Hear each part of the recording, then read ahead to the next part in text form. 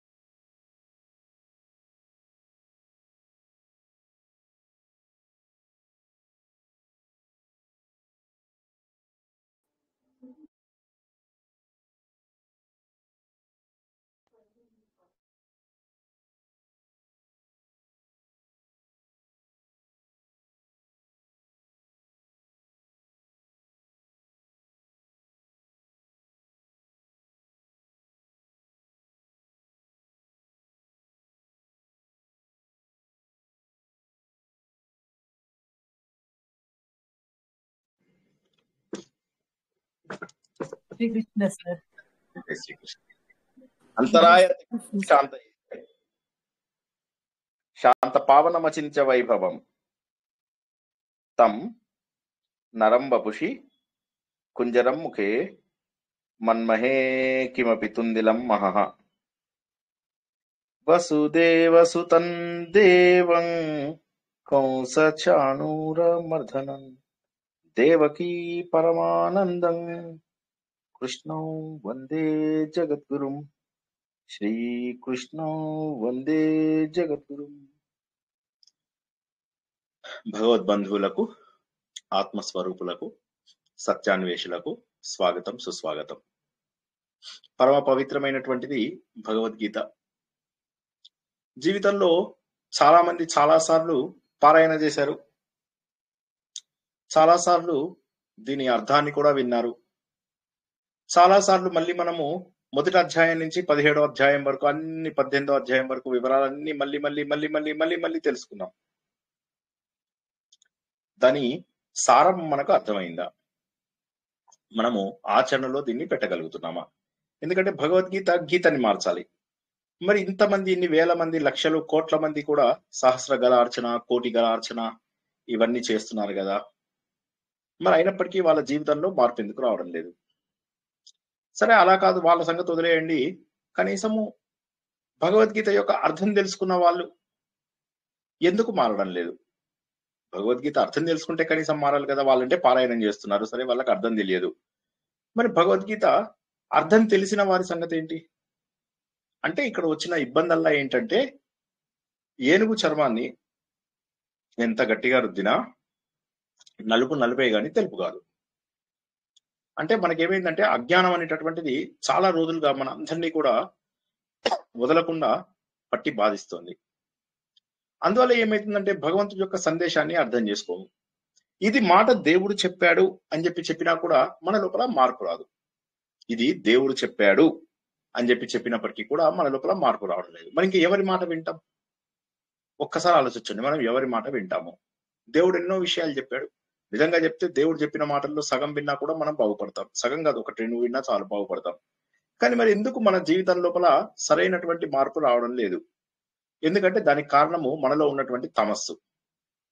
తమస్సు అంటే ఏంటి? అంధకారం, అజ్ఞానం, ఆలస్యం. ఆలస్యము ఉన్నది మన జీవితంలో అంటే దాని అర్థం ఏంటంటే, మనకు జీవితంలో మారాలని లేదు అనేటటువంటి దాన్ని మనం గుర్తించవచ్చు. అదేవిధంగా మనలో రాజసం, నేను నేను నేను ఇలాంటి వాడిని, నేను అలాంటి వాడిని, నేను ఇలాంటి దాన్ని, నేను అలాంటి దాన్ని అనేటటువంటివి ఏవైతే ఉంటాయో ఇవి మన జీవితాన్ని మార్చకుండా చేస్తాయి. అందువల్ల ఏమైపోతుందంటే, భగవద్గీతను 30 ఏళ్లుగా చేస్తున్నప్పటికీ కూడా కొంతమంది ఏమీ మార్పు రావడం లేదు. మళ్ళీ ఒకసారి చెప్తాను. 2 కేటగిరీస్ జనాలు ఉన్నారు ఇక్కడ. ఒక కేటగిరీ జనాలు ఏంటంటే దాన్ని బట్టి కొట్టేసి మెమొరైజింగ్ చేసి 2 ఏళ్ల పాటు నానా కష్టాలు పడుతున్న వాళ్ళు కొంతమంది. ఇంకా కొంతమంది కష్టపడి అర్థం తెలుసుకుంటున్న వాళ్ళు 2 సార్లు 3 సార్లు 4 సార్లు వింటున్నారు. విన్నప్పుడు అర్థమైనట్టే అనిపిస్తుంది. తర్వాత దాన్ని పాటించే దగ్గర మనకు సమస్య వస్తుంది. ఎందుకని? ఎందుకంటే మనలో ఉన్నటువంటి రాజస, తామసిక గుణాలే కారణం. అయితే ఈ రాజసిక, తామసిక గుణాలు 2 కలిపి మనకేంటంటే ఆసురీ లక్షణాలు అని ఏర్పడుతున్నాయి. సో, ఈ ఆసురీ లక్షణాలేంటి? ఆ ఆసురీ లక్షణాలు మన పైన ఎలాంటి ప్రభావం చేస్తాయి? సో, కాబట్టి ఏందంటే ఇది చదివినప్పుడైనా మనం ఏమని తెలుసుకోవాలి? అయ్యయ్యో! నా లోపల రాక్షసుడున్నాడు. నేను ఆ రాక్షసుడిని పోగొట్టుకోవాలి అనేటటువంటి విషయాన్ని తెలియాలి ఆసురీ లక్షణాలున్నప్పుడు. అదే విధంగా సాత్విక గుణం అనేదైతే ఉందో, ఈ సాత్విక గుణము మన లోపల దైవీ లక్షణాలను పెంపొందింపజేస్తుంది. అప్పుడు మనం ఏమర్థం చేసుకోవాలి అంటే, నా లోపల దైవీ లక్షణాలున్నాయి. నా లోపల మార్పుని నేను స్పష్టంగా చూడగలుగుతున్నాను. ఈ విధంగా మనము 2 రకాల గ్రూప్స్ లో జనాలని చూడవచ్చు.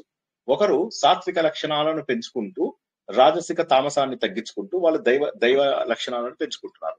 మరొక గుంపు రాజసము, తామసము పెంచుకుంటున్నారు. సమయానికి మీటింగ్స్ లో జాయిన్ అవ్వకపోవడము, బద్ధకంగా ఉండడము, ఇంట్లో తొందరగా లేవకపోవడము, ప్రతి పనికి లేట్ గా వెళ్ళడము, తర్వాత ఆలస్యము, తర్వాత బద్ధకము, తర్వాత మోహము, పిచ్చి మోహము, ఓకే, పిచ్చి ఏడుపులు, ఇవన్నీ కూడా మనకు తమస్సు కిందికి వస్తాయి. అజ్ఞానం బేసికల్లీ. తమస్సు అంటే అజ్ఞానం, అంధకారం.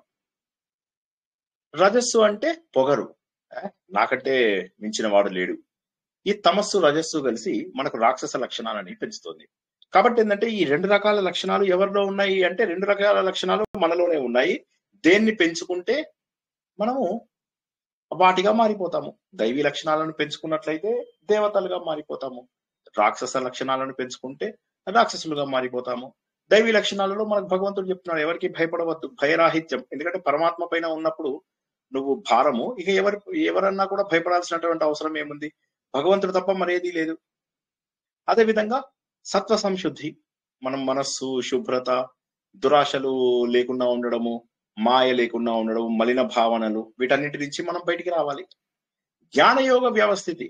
జ్ఞానం అంటే ఆలోచన, యోగం అంటే కర్మ. మనం చేసేటటువంటి కర్మలు గాని మనం ఆలోచనతో చేసేటటువంటివి 2 కూడా సరైనటువంటి సమస్థితిలో ఉండాలి. ఆలోచించేది ఒకటి, చేసేది ఒకటి. ఇప్పుడు ఇక్కడ మన గ్రూప్ లో గానీ చాలా చోట్ల ప్రాబ్లం వస్తున్నది జ్ఞానయోగ వ్యవస్థితిలోనే ప్రాబ్లం వస్తుంది. అంటే తాత్కాలికమైనటువంటి ఆలోచనలు పెడుతున్నాము, కానీ దృఢ నిశ్చయంతో మనము ముందుకు వెళ్ళడం లేదు.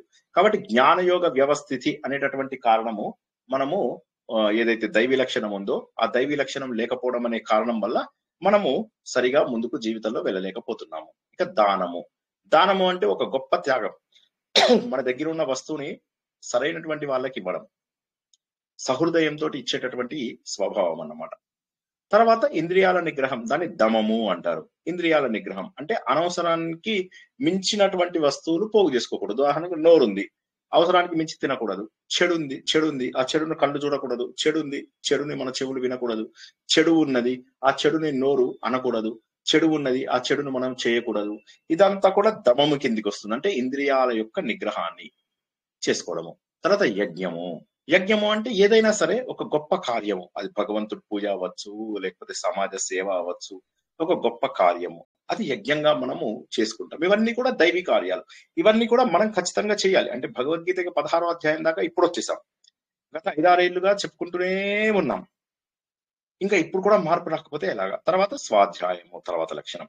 స్వాధ్యాయము అంటే మనది మనం చదువుకోవడం గాని, మనది మనం ప్రవచనాలు వినడం వల్ల గాని, ఇవన్నీ ఏవైతే ఉంటాయో అంటే మన వేద శాస్త్రాలు ఏం చెప్పాయి, మనకు ప్రవచనాలలో మనం ఏం తెలుసుకుంటున్నాము, వీటి ద్వారా మన జీవితంలో ఎక్కడ అన్వయించుకోవచ్చు. గుడ్డిగా పారాయణ చేస్తే ఏది రాదు. కాబట్టి ఈ ఆత్మ పరిశీలన అనేటటువంటిది ఏదైతే లక్షణం ఉంటుందో ఆ లక్షణము మనకు స్వాధ్యాయం ద్వారా వచ్చి తీరుతుంది. ఇక తపస్సు అంటే ఏంటి? మనస్సు, వాక్కు, కాయము, ఈ మూడిటితోటి కూడా తపించడం, ఇది నాకు కావాలి అని చెప్పేసి అనుకోవడం, చక్కటి సాధన చేస్తూ ఉండడం, అది తపస్సు. ఇక ఆర్జవం అంటే సరిగ్గా అందరితోటి చక్కగా మాట్లాడుతూ ఉండడం, స్ట్రైట్ ఫార్వర్డ్ వే, చక్కగా కపటం లేకుండా చక్కగా స్ట్రైట్ ఫార్వర్డ్ వే లోపల వెళ్ళడం. అహింస, సరే అందరికీ తెలిసినటువంటిదే. హింస చేయకుండా ఉండడం, ఎవరికి హాని కలిగించకుండా ఉండడం. సత్యం, ఆచరణ లోపల మంచిగా మనకు రుజువు ప్రవర్తన ఉండాలి, నిజాయితీ ఉండాలి. ప్రియమైనది అవ్వాలి, హితమైనది అవ్వాలి, సత్యం అంటాం దాన్ని. అక్రోధ, క్రోధం ఉండకుండా ఉండడం. కోపము క్రోధంలోకి మారుతుంది. కాబట్టి ముందే కోపాన్ని కనుక కంట్రోల్ చేసుకుంటే పట్టరాని కోపమే క్రోధము. వాడిని చంపేస్తా, వాడిని నరికేస్తా, అది క్రోధం. అది రాకుండా ఎవరికైతే ఉంటుందో వాళ్ళు దైవీ లక్షణాలు పెంచుకున్నట్టే లెక్క. త్యాగ, త్యాగం అంటే ఏంటి? స్వార్థం వదిలేసేసి జీవితాన్ని వేరే వాళ్ళ హితం కోసం అని చెప్పేసి ఉపయోగించడము. అపైశునం, అపైశునం అంటే వేరే వాళ్ళ పైన చెడు మాట్లాడకుండా ఉండడము, వేరే వాళ్ళ యొక్క దోషాలు ఎంచకుండా ఉండడము, వేరే వాళ్ళ లోపల లోపాలు పెట్టకుండా ఉండడము, దోషారోపణ చేయడము, ఇవన్నీ చేయకుండా ఉంటే దాన్ని అపైశునం అంటారు. దయాభూతేషు, అందరిపైన కరుణ ఉండాలి. మనము దాదాపుగా ప్రతి అధ్యాయంలో ఏదో ఒక రకంగా ఈ కరుణ అనేటటువంటి పదాన్ని తెలుసుకుంటూనే ఉన్నాము. ఇక అలోలుప్త్వం, లోలుత్వం అంటే ఏంటి? ఏదో ఒక దానికి బానిస అవ్వడం, లోభము, అధిక ఆశ, ఇవన్నీ అవి లేకుండా ఉండడమే అలోలుప్త్వం. స్త్రీలోలుడు, ధనలోలుడు అంటారు కదా, దానికి ఎగ్జాక్ట్లీ ఆపోజిట్ అన్నమాట. ఆ లోలత్వం లేకుండా ఉండడం అంటే ఒకదానికి బానిస అయిపోవడం అన్నమాట. డబ్బుకు బానిస అవ్వచ్చు, స్త్రీలకు బానిస అవ్వచ్చు, పేరుకు బానిస అవ్వచ్చు, ఇలా అలాంటివన్నీ ఉండకుండా, అటువంటి లోభములు ఉండకుండా ఉండడం. మార్దవం, మార్దవం అంటే మనకేంటి? సౌమ్యంగా ఉండడం, చక్కగా సౌమ్యంగా ఉండడము, మృదువుగా మాట్లాడటము. మార్దవము, మృదుత్వము. మార్ద, మృదు రెండు కూడా దగ్గర దగ్గర ఉన్నాయి కాబట్టి అలాగే గుర్తుంచుకోండి. మార్దవం అంటే మృదుత్వము అని చెప్పి గుర్తుంచుకోండి. మృదువుగా ఉండడము, సౌమ్యంగా మాట్లాడడము.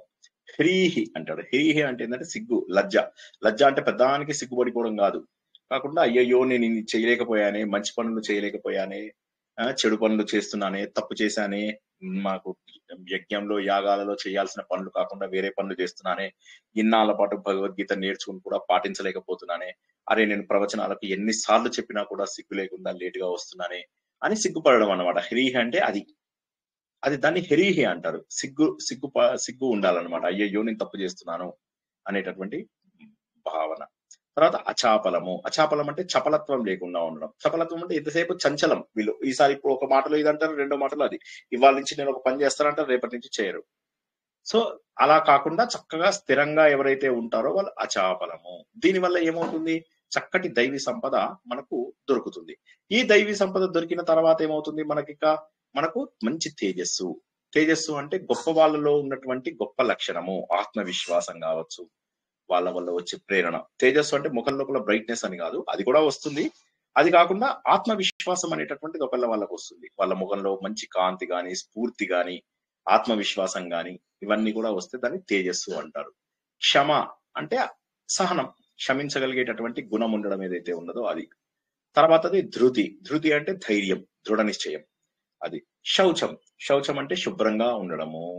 అద్రోహ, ఎవరికి ద్రోహం తలపెట్టకుండా ఉండడము, ఎవరికి హాని అనవసరంగా చేయకుండా ఉండడము. నా అతిమానిత, నాతిమానిత, అహంకారం లేనటువంటి లక్షణము. ఇవన్నీ కూడా ఏవైతే ఉన్నాయో 3 శ్లోకాలలో భగవంతుడు చాలా చక్కగా చెప్పాడు. మనం 8 వారాల పాటు తెలుసుకున్నాం, 7 వారాల పాటు తెలుసుకున్నాము. సో భక్తి, ధర్మము, సత్యం, కరుణ, త్యాగం, శాంతి, వినయం, ఇటువంటి వాటన్నిటికీ ఏంటంటే మనకి ఇవన్నీ కూడా ఒకదానితో ఒకటి కలిసినవే. ఇవన్నీ కూడా మళ్ళీ అందులోపల మనము లెక్క పెట్టేసుకోవచ్చు. ఇవన్నీ కూడా మళ్ళీ అందులోపల మనం కలిపేసుకోవచ్చు. ఇవి చాలా అద్భుతమైనటువంటి 26 లక్షణాలు.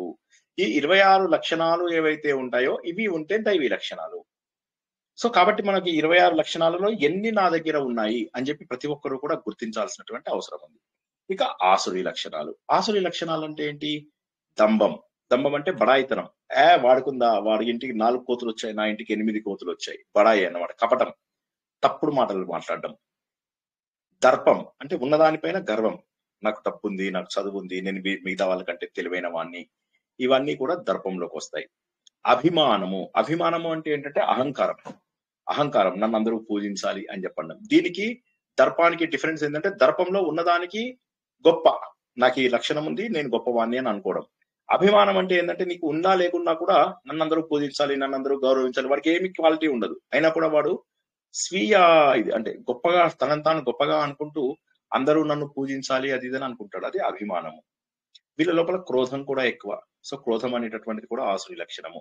పారుష్యం, మనం ఏదైతే మృదువుగా మాట్లాడతాం, మార్దవం అని అన్నామో దానికి అపోజిట్ అన్నమాట. ఇది చాలా కఠినత, అట్లా కఠినంగా మాట్లాడడం, వ్యంగ్యంగా మాట్లాడడం, అవతల వాళ్ళ మనసుని తూట్లు పడేలాగా చేయడము.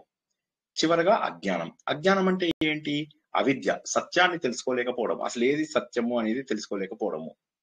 సో ఇది తమస్సు, రజస్సు, రెండు కలిపితే రాక్షస లక్షణాలు. సాత్విక లక్షణాలు అనగా మనకు దైవీ లక్షణాలు. ఏమవుతుంది, దైవీ లక్షణాలేమో మనకు దేవుడికి సమీపంగా తీసుకెళ్తాయి, కానీ రాక్షస లక్షణాలేమో మనం ఎంతసేపు కూడా బంధనాల వైపుకు తీసుకెళ్తాయి. ఈ బంగ్లా కొంట, ఆ బంగ్లా కొంట, ఈ కారు కొంట, ఆ కారు కొంట, ఈ వస్తువు కొంట, ఆ వస్తువు కొంట, వీడొచ్చి చూడాలి, వాడొచ్చి చూడాలి, వీడు గొప్పగా చెప్పుకోవాలి, వాడు గొప్పగా చెప్పుకోవాలి. ఇలాగ ఏమైపోతుందంటే ఇక్కడే బంధనం. కానీ గుర్తించని విషయం ఏంటంటే నా శరీరము పాడైపోతుంది, నేను అతి త్వరలో ఇవన్నీ కూడా వదిలేసి వెళ్ళవలసినటువంటి ఆవశ్యకత ఉంది అనేటటువంటి విషయము వాళ్ళు తెలుసుకోలేరు. తెలుసుకోలేకపోవడం వల్ల ఏమైపోతుంది, దైవీ లక్షణం అనేటటువంటిదేమో మనల్ని సరైన దారికి తీసుకెళ్తుంది, ఆసురీ లక్షణమేమో తప్పు దారికి తీసుకెళ్తుంది. బట్ అర్జున, నువ్వు బాధపడాల్సినటువంటి అవసరం లేదు, ఎందుకంటే నువ్వు చక్కటి కలిగి ఉన్నావు, నువ్వు పుట్టుకతోటి మంచి లక్షణాలను కలిగి ఉన్నావు, నువ్వు పెద్దగా ఆలోచించాల్సినటువంటి అవసరం లేదయ్యా లక్షణ అర్జున, నువ్వు చాలా గొప్పవాడివి, నీ లోపల ఎవరిలోనూ ఇవి ఉండకూడదు, నీ లోపల స్వతహాగా ఇవి ఉన్నాయని నేను అనుకోను అని చెప్పేసి భగవంతుడు అర్జునుని పైన తనకున్నటువంటి మమకారాన్ని చెప్తున్నాడు అనమాట.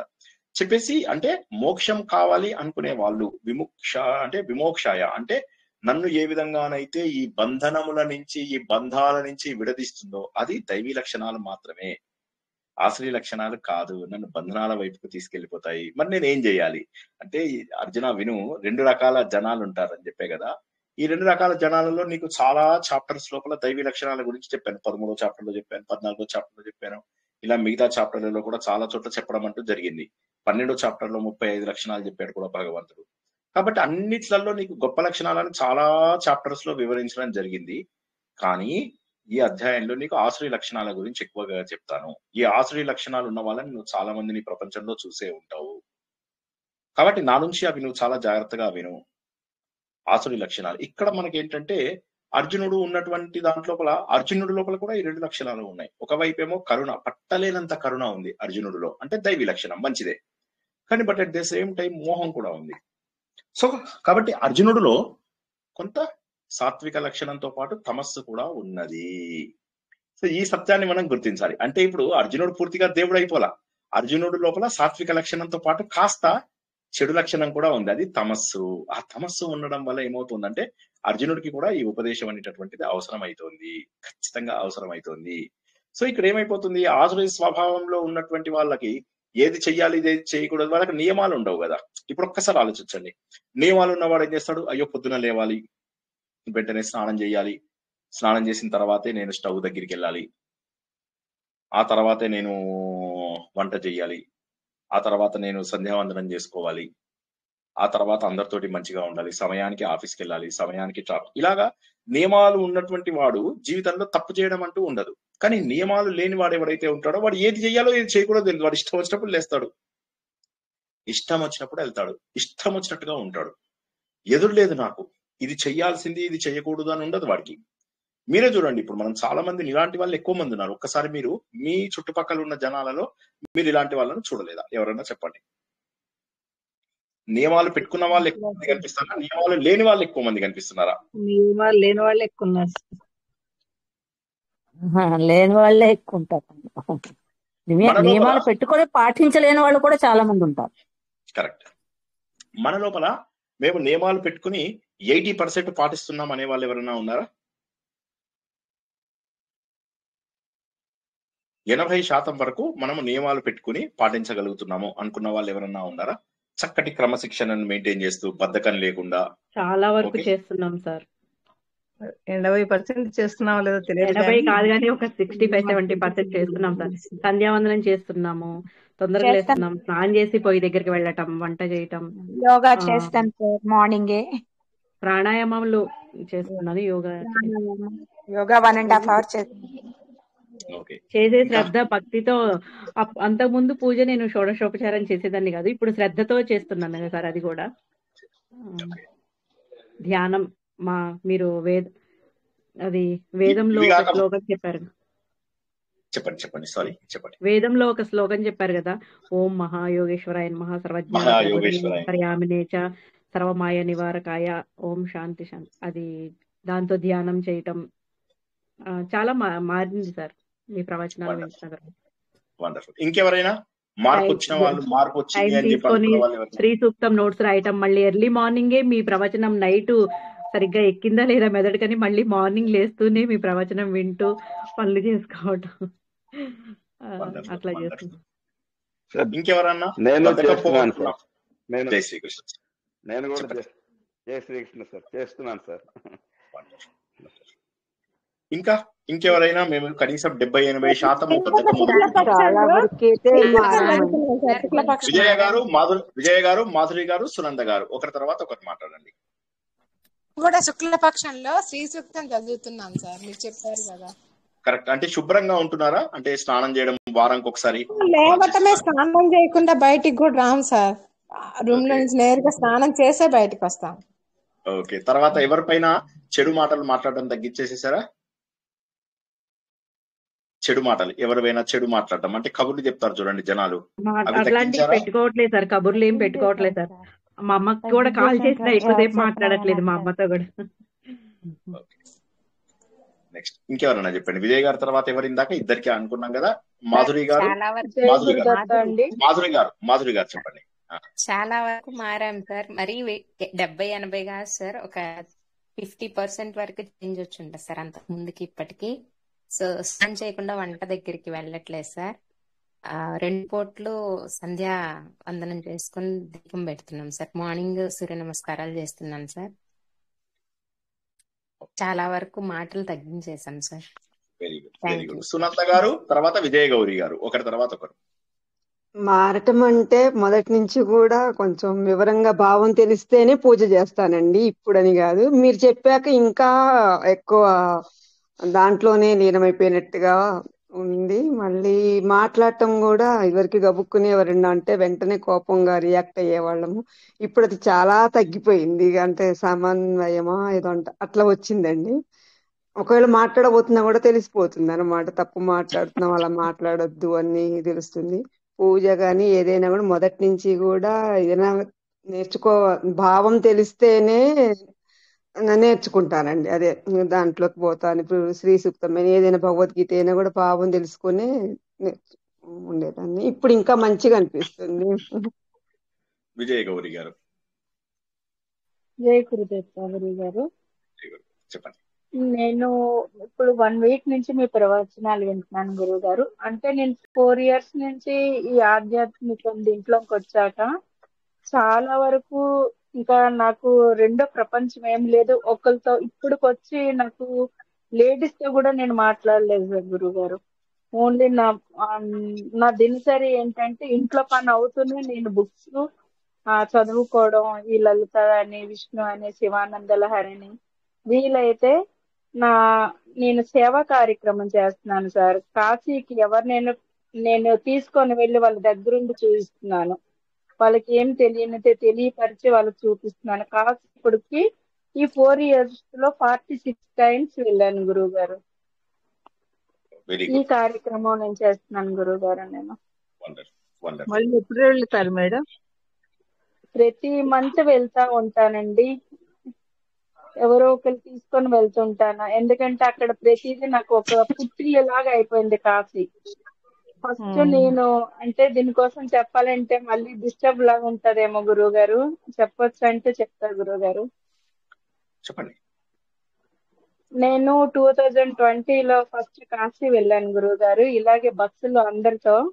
నాతో పేదవాళ్ళు చాలా వరకు ఫార్మర్స్ అంటే పంట పొలాలు రైతులు వచ్చారు గురువు గారు. తీసుకెళ్లి ఆయన ఏం చేసేవారంటే ఎక్కడ కూడా వాళ్ళకి కరెక్ట్ గా ఏమి చూపించేవారు కాదు. చూపించుకుంటా గయా వెళ్ళినా, అయోధ్య వెళ్ళినా, త్రివేణి సంఘం వెళ్ళినా వాళ్ళకి ఏమి అసలు అక్కడ దింపేయడం, వాళ్ళతో అంటే ఒక బిజినెస్ టైప్ లోని వాళ్ళని పాపం చాలా ఇబ్బంది పెట్టేవారు తీసుకెళ్ళిన టూరిస్ట్ వాళ్ళు. నాకు హిందీ రాదనుకొని చాలా సార్లు వాళ్ళు కొన్ని గ్యామ్లింగ్ చేశారు. నాకు హిందీ వచ్చు సార్. నేను చిన్నప్పటి నుంచి హిందీ రాయడం చదవటం నాకు వచ్చు అనమాట. నేను ఇంకా కనుక్కొని శివయ్యకి ఒకటే కోరుకున్నాను, శివయ్య నాకు అవకాశం వస్తే నన్ను ఎవరైనా తీసుకొని వెళ్ళమంటే నేను వాళ్ళని దగ్గరుండి అంటే వాళ్ళ టికెట్ డబ్బులే కానీ ఎటువంటి ఇబ్బందులను ప్రతిదీ అనుమానం నేను చూపించాలని సంకల్పించుకున్నాను గురువు గారు. ఈ రోజు నాకు ఒక్క మంత్ లో ఒక్క డే కూడా నేను మిస్ అవ్వలేదు. ప్రతి మంత్ వెళ్తున్నాను సార్. 4 years నుంచి ఆ శివయ్య అనుగ్రహంతో. వండర్ఫుల్. జై శ్రీకృష్ణ. చక్కగా ఉంది. జై శ్రీకృష్ణ. సో ఇంకా చాలా unique endeavour sir. Correct unique సేవ చేస్తున్నారు. Very nice, very nice. Sripada Ramalakshmi గారు, తర్వాత మృదుల గారు. చాలా మార్పు వచ్చిందండి మీ విన్నాక. ఇంకా అసలు ఏమి గబగబా చేసేసుకోవడం, మీ ప్రవచనాలు వినడం, ఎవరితోనూ ఎక్కువ ఫోన్లు తగ్గించేసాను, బాగా తగ్గించేసానండి. చాలా హ్యాపీగా ఉంటుందండి ఇలా వింటుంటే. ఏదైనా అర్థమైందంటే ఎంత ఆనందం అంటే చెప్పారు కదా, అలా ఆనందం వస్తుందండి. నేను మీకు చెప్పలేకపోతున్నానండి మాటల్లోని. చాలా తర్వాత అండి ఒక జోక్గా చెప్తున్నానండి, హస్బెండ్స్ కూడా సుఖపడ్డారండి. వాళ్ళకి ఇంకా చీరలు కొనమండం, వస్తువులు కొనమండం, అవి గోల వదిలేసామండి. బాగుందండి. Wonderful wonderful. మృదుల గారు. రామలక్ష్మి గారు మొత్తం చాలా మంచి ఉండలేదు. నమస్తే గురువు గారు. రామలక్ష్మి గారు. మృదుల గారు, తర్వాత ఇందిరా కుమారి గారు, ఒకరి తర్వాత ఒకరు. మృదుల గారు. సార్ మీ ప్రవచనం వినే దగ్గర నుంచి మనిషిలో ధైర్యంగానే ఉండేదాన్ని కానీ సార్ ఇంకా పూర్తి ధైర్యంతో ఉంటున్నాను సార్. ఏ బాధ వచ్చినా ధైర్యంగా నిలబడగలుగుతున్నాను sir. Very good, very good. Indira Kumari గారు. నమస్తే గురూజీ. నమస్తే. నేను వెస్ట్ గోదావరి తాడేపల్లిగూడెం సార్.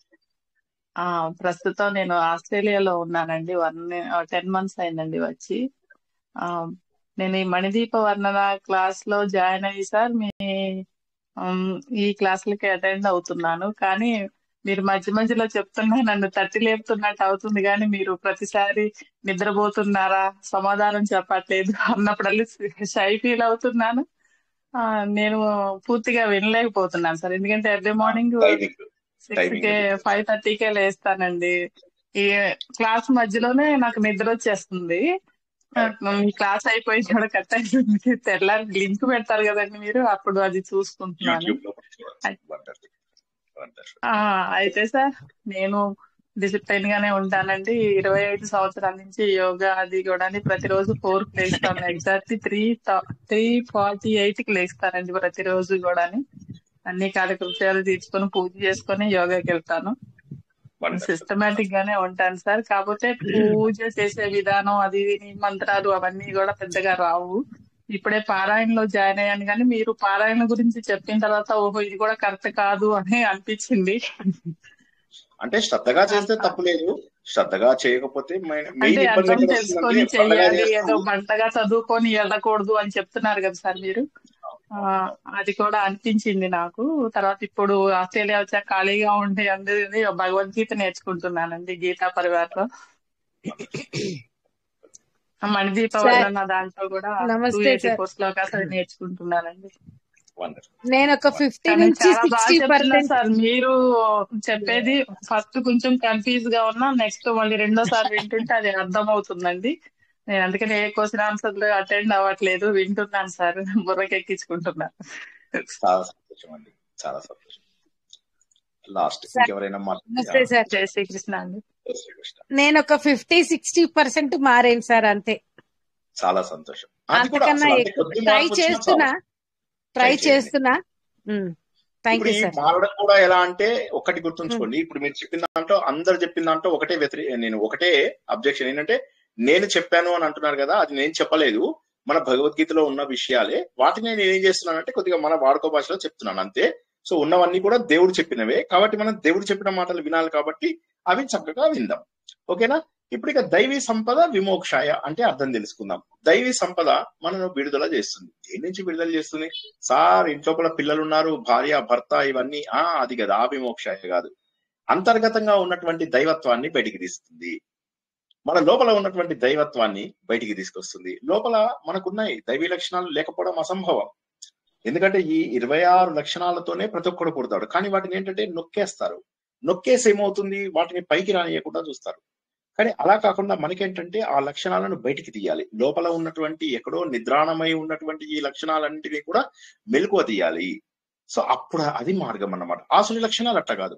ఎంతసేపు అహంకారం అనేటటువంటి ఒక లేయర్ గీసుకుని, ఒక షెల్ అంటారు ఇంగ్లీష్ లోపల, అహంకారం అనేటటువంటి ఒక షెల్ గీసుకుని ఆ షెల్ లోపల మనం ఉండిపోతున్నాం.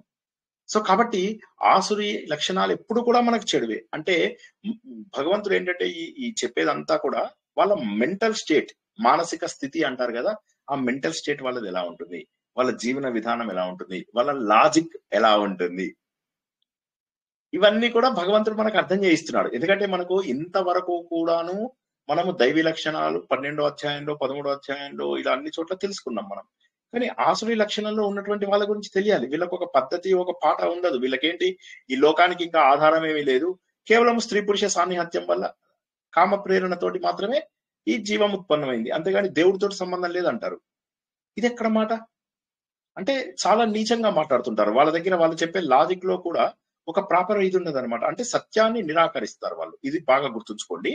సత్యాన్ని నిరాకరించడం అంటే ఏంటి, ఉన్న సత్యాన్ని ఇది కాదు అని చెప్తారు డైరెక్ట్ గా. రెండోది ఏంటి, దేవుణ్ణి కూడా నమ్మరు. అంటే రాసుకోండి, ఈశ్వర నిరాకరణం. సత్యాన్ని నిరాకరిస్తారు, దేవుణ్ణి కూడా నిరాకరిస్తారు వాళ్ళు. ఇక ఏమిటి, కామం వల్ల వచ్చినటువంటి సృష్టి అని చెప్పేసి ఒక తప్పు మాట మాట్లాడుతూ ఉంటారు. అంటే జీవితం అంతా కూడా ఎందుకు అయ్యా అంటే ఈ సుఖాలు అనుభవించడానికే అన్నటువంటిది అనమాట. బాగా రజోగుణం అనేటటువంటిది ఏదైతే ఉంటుందో అది చాలా స్థాయికి వెళ్ళిపోతుంది, తారా స్థాయికి వెళ్ళిపోతుంది. దీనివల్ల ఏమైపోతుందంటే లోపల ఉన్నటువంటి 4వ స్థాయి ఆధ్యాత్మిక ఇది, అది అణిగిపోతుంది. సో ఇప్పుడు మళ్ళీ మనకు ఒక్కసారి చెప్తా, దైవీ లక్షణాలు ఉన్నాయి మనలో, ఆసురి లక్షణాలు, అన్ని లక్షణాలు మనలో ఉన్నాయి. అవి 26, ఇవి 6, 32 ఉన్నాయి.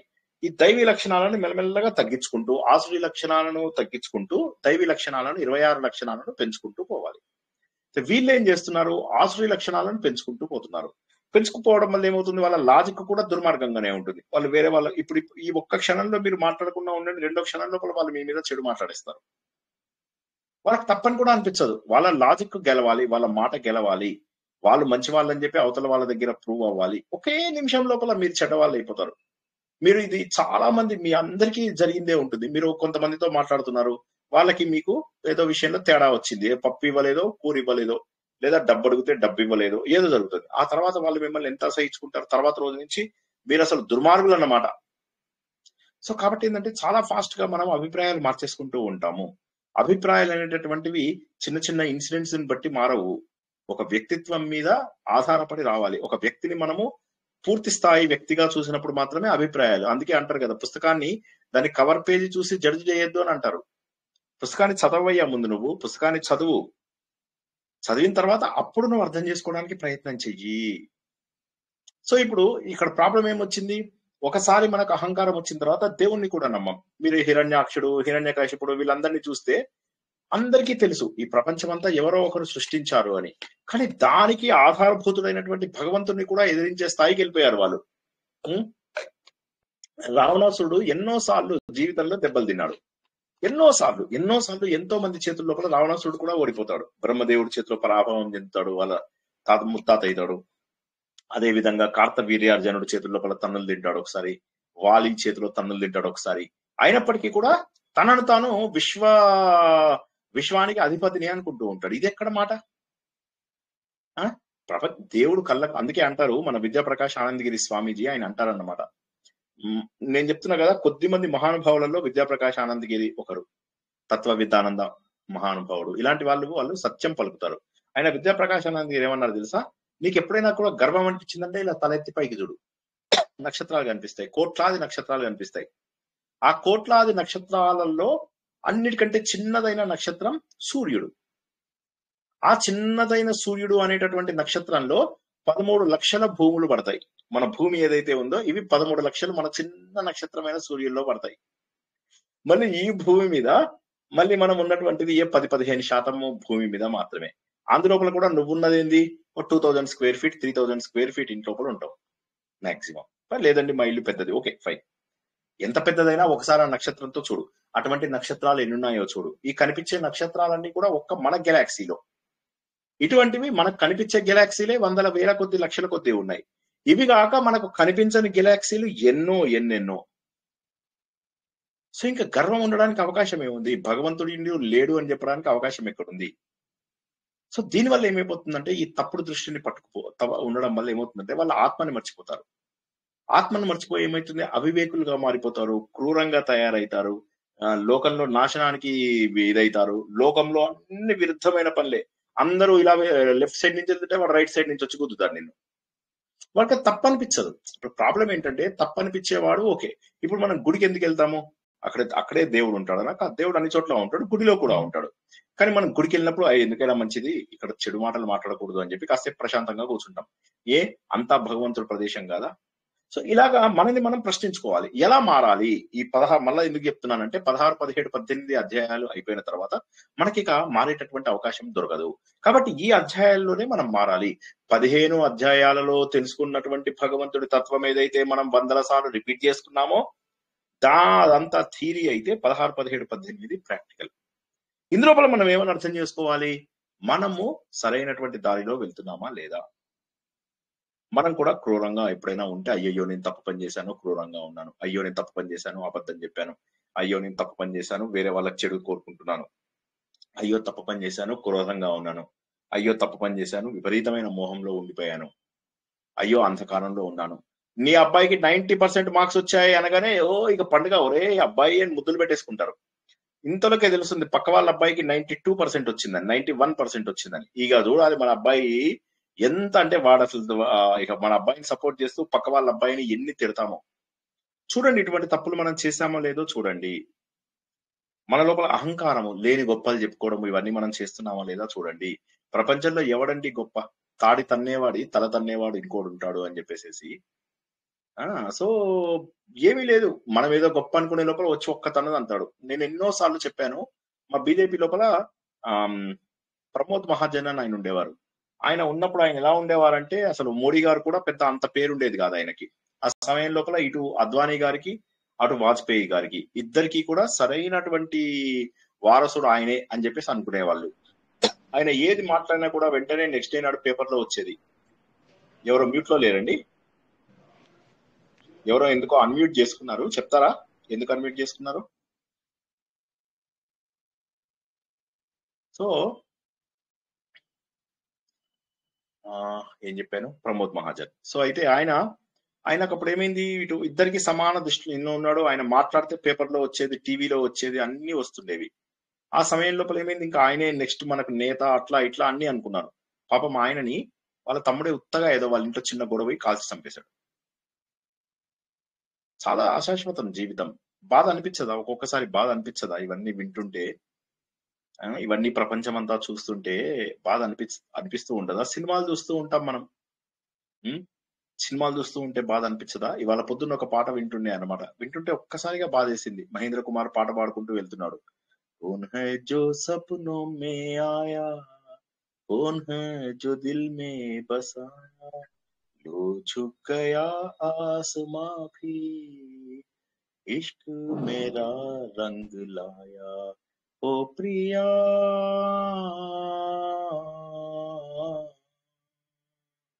ओ प्रिया. ఆ పాటలోనే అతను కారులో వెళ్తూ ఉంటాడు. మనకి ఎందుకు ఆ పాటలో లిరిక్స్ గమ్మత్తుగా అనిపిస్తూ ఉంటాయి. ఏంటి, ఇక్కడ శరీరానికి ఇది ఉంది, ఆత్మకు మాత్రము చావు లేదు, ఇవన్నీ పాడుతుంటాడు ఆ పాట లోపల. మన యముడికి మొగుడు అని చెప్పి చిరంజీవి వచ్చింది అనమాట ఒక సినిమా, దాని ఇది. సో అయితే ఇది చాలా పాతది ఈ సినిమా, నేను చెప్తున్నది చాలా పాతది. అది మన చిరంజీవిది యముడికి మొగుడు అని చెప్పి ఒక 25 years బ్యాక్ వచ్చింది. సో అయితే ఇందులోపల ఏమవుతుంది, అతను అలా కార్లో వెళ్తూ చచ్చిపోతాడు. సో కాబట్టి ఏంటంటే మనకు జీవితం ఏదో శాశ్వతము, ఏదో చేద్దాము, ఏదో ఇవన్నీ అనవసరమైనటువంటి ఆలోచనలు. ఇవన్నీ ఆలోచించుకుంటూ మనము అందులోపల గొప్ప ఇది చెప్తూ ఉంటాం. సో ఆ గొప్ప ఎవరి ముందు చెప్తుంటామంటే ఒక్కొక్కసారి మనకి ఏమి సంబంధం లేని వాళ్ళ ముందు కూడా గొప్పలు చెప్పుకుంటూ ఉంటాం. ఒకసారి ఆలోచించండి, ఏమి సంబంధం లేని వాళ్ళ ముందు కూడా. ఒకసారి మేము ఎక్కడికో వెళ్ళాం, ఎక్కడో ఏదో ఊరు వెళ్ళాము. ఆ ఊరు లోపల ఏదో వెతుకుతుంటే అందరినీ అడుగుతున్నాం ఇన్ఫర్మేషన్. అక్కడే ఒక అపార్ట్మెంట్ వాడిని అడుగుతున్నా, ఇట్లా ఫలానా ప్లేస్ ఎక్కడుంది ఏంటనేదో అడుగుతున్నాం. వాడు అంటున్నాడు, నేను అదే ఇట్లా చెప్పగలను, అదేదో చెప్పి సరే ఫైనల్ అంటున్నాడు, రేపు హాలిడే మా ఆఫీస్ కి, సాటర్డే, బట్ వీ వర్క్ అని చెప్పేసి గొప్ప చెప్పుకుంటున్నాడు. నాకు ఆశ్చర్యం వేసింది. ఇప్పుడు అంత గొప్ప చెప్పుకోవాల్సిన అవసరం ఏముంది? వాళ్ళ ఆఫీస్ లో పనిచేస్తే ఆ గొప్ప అమ్మో నా దగ్గర ఎవడో, నేను అసలు పనికిరాను, నేను నాతో ఏం సంబంధం లేదు, నేను అడిగిన వస్తువు వేరు, విషయం వేరు, ఆయన నాకు చెప్పినటువంటి జవాబు వేరు. నాకేదో సహాయం చేస్తూ చేస్తూ చెప్తున్నాడు ఇలాగా. నేను అంటే తెలియని వాళ్ళ ముందు కూడా ఓసారి అట్లాగే ఒక చోట పబ్లిక్ ప్లేస్ లోపల నేను పడుకోవడం జరిగింది అనమాట. అక్కడ ఒక ఆయన ఫోన్ లో గట్టిగా మాట్లాడుతున్నాడు. ఎంత గట్టిగా మాట్లాడుతున్నాడు అంటే, నేను ఫలానా చోటు ఉన్నాను, నాకు పెద్ద ఉద్యోగం వచ్చింది, నాకు మీ అందరికీ ఉద్యోగాలు ఇప్పిస్తాను, ఎంత గట్టిగా మాట్లాడుతున్నాడు అంటే అక్కడ తెలియని వాళ్ళందరూ కూడా తెలుసుకునేలాగా. ఏమి తెలియని వాళ్ళ ముందు కూడా గొప్పలు చెప్పుకుంటాం. సో ఇదంతా ఏంటంటే కారణం ఏంటంటే ఆసురి లక్షణం. ఇది ఆసురి లక్షణం. మనకి ఏమి సంబంధం లేని దగ్గర అవసరం లేదు ఇది. సో కాబట్టి ఏంటంటే దేహం నేను అని చెప్పేసి నమ్ముతారు. భోగం తప్ప మరి ఏది లేదని చెప్పేసి నమ్ముతారు. ఈ దేహమే, నేనెవరు అంటే దేహమే. ఈ ప్రపంచంలో ఉన్నటువంటి సర్వ సుఖాలు నాకే కావాలి. కాబట్టి నాకేం కావాలి? నాకు అందరి దగ్గర డబ్బున్నా లేకున్నా నా దగ్గర ఉండాలి, అందరి దగ్గర సుఖాలున్నా లేకున్నా నా దగ్గర ఉండాలి. ఇలా ఏమైపోతుందంటే వీళ్ళు సత్యాన్ని మర్చిపోతారు. సత్యాన్ని మర్చిపోయి ఏంటంటే వాళ్ళు అత్యంత క్రూరంగా ప్రవర్తించడానికి కూడా సిద్ధపడతారు. మీరు ఒకసారి ఆలోచించినట్లయితే మనకు తెలిసినటువంటి చాలా మంది రాజకీయ నాయకులు కావచ్చు, వాళ్ళు కావచ్చు, వీళ్ళు కావచ్చు, ఎంత డబ్బు కావాలి? చిన్న పొట్టకి ఎంత డబ్బు కావాలి? కానీ ఎంత డబ్బు సంపాదిస్తూ ఉంటారు ఒకసారి ఆలోచించినట్లయితే, అయ్య బాబోయ్, ఇది చాలా దురదృష్టం. అది కాక ఈ అహంకార దృష్టి ఏ స్టేజ్కి వెళ్తుంది అంటే ప్రకృతి మొత్తాన్ని కూడా నాశనం చేస్తారు. అండ్ ఇన్కన్వీనియంట్ ట్రూత్ అని చెప్పేసి ఈయన ఆల్గోరే ఒక ఇది తీశాడు. ఆయన అమెరికన్ ప్రెసిడెంట్ గా పోటీ చేశాడు అనమాట. పోటీ చేసి జార్జ్ బుష్ చేతిలోపల ఓడిపోయాడు. అయితే అదొక పెద్ద షాక్, అమెరికాలోనే అదొక పెద్ద షాక్ అన్నమాట. ఎందుకంటే ఖచ్చితంగా ఆల్గోరే గెలుస్తాడు, డెమోక్రటిక్స్ అప్పుడు చాలా మంచి వాల్యూ ఉంది, సో దేశాన్ని కూడా మారుస్తాడు, గొప్ప లీడర్ అని. జార్జ్ బుష్ కి ఏంటంటే వాళ్ళ నాన్న నుంచి వచ్చిన వారసత్వమే కానీ మాట్లాడినా కూడా పెద్ద అసలు ఏమీ రాదులే అని అనుకున్నారు. ఆ టైం లోపల జార్జ్ బుష్ గెలిచేశాడు. గెలిచేసరికి ఆల్గోరే ఒక్కసారిగా షాక్ తట్టుకోలేక కొన్నాళ్ల పాటు పిచ్చాడైపోయాడు, లావుగా అయిపోయాడు, తాగేశాడు, విచ్చలవిడిగా తాగేశాడు, డిప్రెషన్ లోకి వెళ్ళిపోయాడు, చాలా పోరాడాడు. ఎంత పోరాడినా కూడా కోర్టు కూడా జార్జ్ బుష్ కే ఇచ్చిందనమాట తీర్పు. దాంతో ఇతడు తట్టుకోలేక బాగా ఇదైపోయాడు. ఆ తర్వాత మళ్ళీ దాంట్లోంచి రికవర్ అయ్యి ఆయన ఇన్కన్వీనియంట్ ట్రూత్ అని చెప్పేసి ఒక అద్భుతమైనటువంటి, అంటే మనం సమాజాన్ని ఎలా పాడు చేస్తున్నాం ప్రకృతిని అనేది ఒక డాక్యుమెంటరీ తీశాడు అనమాట. దానికి ఆస్కార్ అవార్డు వచ్చింది. సో అఫ్ కోర్స్ ఆ తర్వాత అతను మళ్ళీ చాలా పనులు చేశాడు, చాలా అభివృద్ధిలోకి వచ్చాడు. అంటే నేను ఏమంటున్నానంటే మనలో ఉన్నటువంటి లక్షణానికి టెంపరీగా కృంగిపోయినా పర్వాలేదు, మళ్ళీ పడితే పడ్డాం కానీ మళ్ళీ లేవాలి. ఇదొక్కటి గుర్తుంచుకోండి. పడితే పడ్డాం, ఎప్పుడైనా పడతాం, పడకుండా ఉండం. మనం మానవ సహజం. మనం పూర్తిగా 100% మారడం జరగదు. అందుకే నేను అందరినీ అడిగింది, కనీసం 70-80% దాకా మారారు అంటే మీరు చాలా వరకు మారిపోయినట్టే. ఇక మిగతా దేవుడు తీసుకెళ్తారు, ఇక మన రెస్పాన్సిబిలిటీ కాదు అది. కాబట్టి ఏంటంటే ఈ లక్షణాలతోటి మనము పాడవడమే కాకుండా చెడ్డ లక్షణాలని కొనసాగించిన వాడు వాళ్ళందరినీ పాడు చేస్తాడు. ఇప్పుడు అపార్ట్మెంట్స్ లోపల మీరు చూస్తూ ఉంటారు, ఎవరో ఒకరిద్దరికి గొడవ అవుతుంది, వాళ్ళిద్దరు ఏం చేస్తారు, అపార్ట్మెంట్ మొత్తాన్ని నాశనం చేస్తారు, అవసరం లేని వాళ్ళందరినీ కూడా ఇంక్లూడ్ చేస్తారు. ఇది అందరి అపార్ట్మెంట్స్ లో జరిగే విషయం, ఏం కొత్త కాదు. ఎవరో ఇద్దరు ముగ్గురు నిజంగా కొట్లాడేది ఆ గుంపు వాళ్ళు 10-15 మంది ఉంటారు, కానీ గొడవకి అనుభవించేది మాత్రం మిగతా అందరూ అనుభవిస్తారు. సో కాబట్టి ఒక చెడ్డవాడు ఉన్నాడు అంటే వాడు అందరినీ నాశనం చేసి పెడతాడు. రాముడికి ఎగనిస్ట్ గా ఉండి లంకను మొత్తం దహనం చేయించుకున్నాడు రావణాసురుడు. కంసుడు సత్యం తెలిసినప్పుడు ఏం చేయాలి, కనీసం ఊరుకోవాలి. దాన్ని ప్రివెంట్ చేద్దామని ఎంత ట్రై చేశాడో దాని బదులుగా ప్రేమగానే ఉంచుకొని అందరినీ జరిగేదేదో జరుగుతుంది అని చెప్పి ఊరుకుంటే అయిపోయేది. కానీ దాన్ని ఉగ్రంగా ఉండి కోపంగా ఉండి ఎంత మందిని చంపేశాడు. ఆ రోజుల్లో చిన్న పిల్లవాడు పుట్టిన ప్రతి పల్లెలో చంపేశాడు. కాబట్టి ఏమవుతుందంటే దుష్టత్వం ఉన్నవాడు ఏం చేస్తాడంటే ఏ స్థాయికైనా వెళ్తాడు. వాడు దుష్టం ఉన్నటువంటి వాడు ఏ స్థాయికన్నా వెళ్తాడు. ఎందుకంటే వాళ్ళకి ఏంటంటే కోరికలను ఆశ్రయించుకొని ఉంటారు. వాళ్ళు ఎప్పుడైతే కోరికలను ఆశ్రయించుకుంటారో దాంట్లో నువ్వు తీసుకొచ్చి అగ్ని లోపల నెయ్యి వేసినట్లయితే ఆ కోరిక తీరుతుందా? ఈ లోపల ఎవరైనా జీవితంలో ఒక్క కోరికే కోరుకుని ఓకే ఇక మళ్ళీ కోరుకోని వాళ్ళు ఎవరైనా ఉన్నారండి? ఎప్పుడో ఒకసారి, అంటే అందరం కోరుకున్న వాళ్ళమే కదా, దేవుని ఏదో కోరుకుని ఉంటాం. ఒక కోరిక కోరుకుని ఇక మళ్ళీ జీవితంలో కోరిక కోరుకోని వాళ్ళు ఎవరైనా ఉన్నారా? నేను ఫస్ట్ నుంచి అసలేం కోరుకోను సార్. జై శ్రీకృష్ణ. అందరూ చల్లగా ఉండాలి అని ఒక్కటే పెట్టుకుంటాను సార్. చిన్నప్పటి నుంచి ఎప్పుడు ఏమి నాకు కావాలి ఇది కావాలి అని ఎప్పుడు కోరుకోలేదు సార్. వండర్ఫుల్. జై శ్రీకృష్ణ. జై శ్రీకృష్ణ. చాలా గ్రేట్. ఇంకెవరైనా?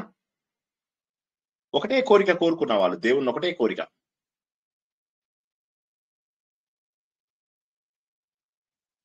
ఇంతమంది ఉన్నారు గ్రూప్ లో, ఎవ్వరూ మాట్లాడటం లేదు. ఆల్రెడీ నిద్రలోకి వెళ్ళిపోయారా ఏంటి? కోరుకోం సార్, సర్వే జన సుఖినో భవంతు, అంతేగాని కోరికలైతే అసలు ఉండవండి. కోరికలు లోకా దండం సమస్త పెట్టుకుంటాము, సుఖినో సర్వే జన భవంతు. సుఖినో భవంతు. లోకా సమస్త సుఖినో భవంతు. అంతే అండి, అసలు కోరిక అంటూ కోరుకోం. నేను చెప్పేది అదే సార్, అందరూ జై బాగుండాలి. శ్రీకృష్ణ. జై శ్రీకృష్ణ అండి. జై శ్రీకృష్ణ. కోరి వెంకటేశ్వర్ గారు చెప్పండి. నేను కోరుకునేది ఒకటేనండి, వైరాగ్యం, భక్తి, ఆరోగ్యం. ఆయన అదే కోరుకుంటున్నాను. దాని ద్వారా ముక్తికి కావాలని కూడా ఆయన ప్రార్థిస్తున్నాను. అది జెన్యూన్ గా చెప్తున్నాను సార్ మీకు. రైట్, అది కోరిక కిందికి రాదు. ఎందుకంటే వైరాగ్యం అనేటటువంటిది కోరిక కిందికి రాదు. ఆటోమేటిక్ గా దేవుడు తీరుస్తాడు, తప్పక తీరుస్తాడు అది. సో ఐఎమ్ ష్యూర్ లైక్ మీరు కోరుకున్న దాంట్లో నిజాయితీ ఉంది, మీకు భగవంతుడు సహాయం చేస్తాడు. అలా కాకుండా నేననేది నా పిల్లలకు బాగుండాలి, నా భర్తకు, నా భార్యకు బాగుండాలి, నాకు బంగ్లాలు రావాలి, నేను ఎగ్జామ్ లో పాస్ అవ్వాలి, ఇలా కోరుకోని వాళ్ళు ఎంతమంది ఉన్నారు ఇప్పటి వరకు?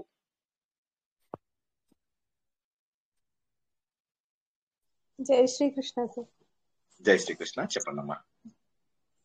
కోరుకుంటాం సార్. ఇప్పుడు అది మనకి ఎంత ప్రయత్నం చేసినా కూడా కాలేదనుకోండి, అప్పుడు భగవంతుడి దగ్గర కూర్చొని ఖచ్చితంగా ఇంకా అసలు అంటే ఇంకా కావాలి అని ఒక పెద్ద కోరికతో అయితే ఉంటాం సార్. అది అలా కొద్దిగా ఎక్కువ ట్రై చేసినప్పుడు అది తీరుతుంది కూడా. తీరిన తర్వాత మళ్ళీ ఇంకోసారి కూడా అలాంటి పరిస్థితులు ఏమైనా వచ్చినప్పుడు మళ్ళీ కోరుకోవడానికి ట్రై చేస్తాం. మళ్ళీ అనిపిస్తుంది ఇప్పటికీ కోరుకోలేనా అని అనిపిస్తుంది. సార్ జ్ఞానం తెలియనప్పుడు కోరుకున్నాం కానీ ఎప్పుడైనా జ్ఞానం తెలిసిన తర్వాత మాత్రం ఈ మధ్యలో మీరు కూడా చెప్పారు, జ్ఞానం తెలియనప్పుడు కోరుకున్నామండి, తెలిసి తెలియక. తెలిసిన తర్వాత ఏదైతే మంచిదైతే అదే నాకు చేయి తండ్రి అని అనడము, తర్వాతలో అందరూ బాగుండాలి, అందులో నేను ఉండాలి అని అనుకోవడము. ఇంతవరకే తప్ప ఏ కోరికలు కోరుకోం సార్ నేనైతే. Very good. సో మీ ప్రశ్న విన్న దగ్గర నుంచి రోజు మోక్షం కావాలి మోక్షం కావాలి అని మాత్రం గట్టి కోరుకుంటున్నాను.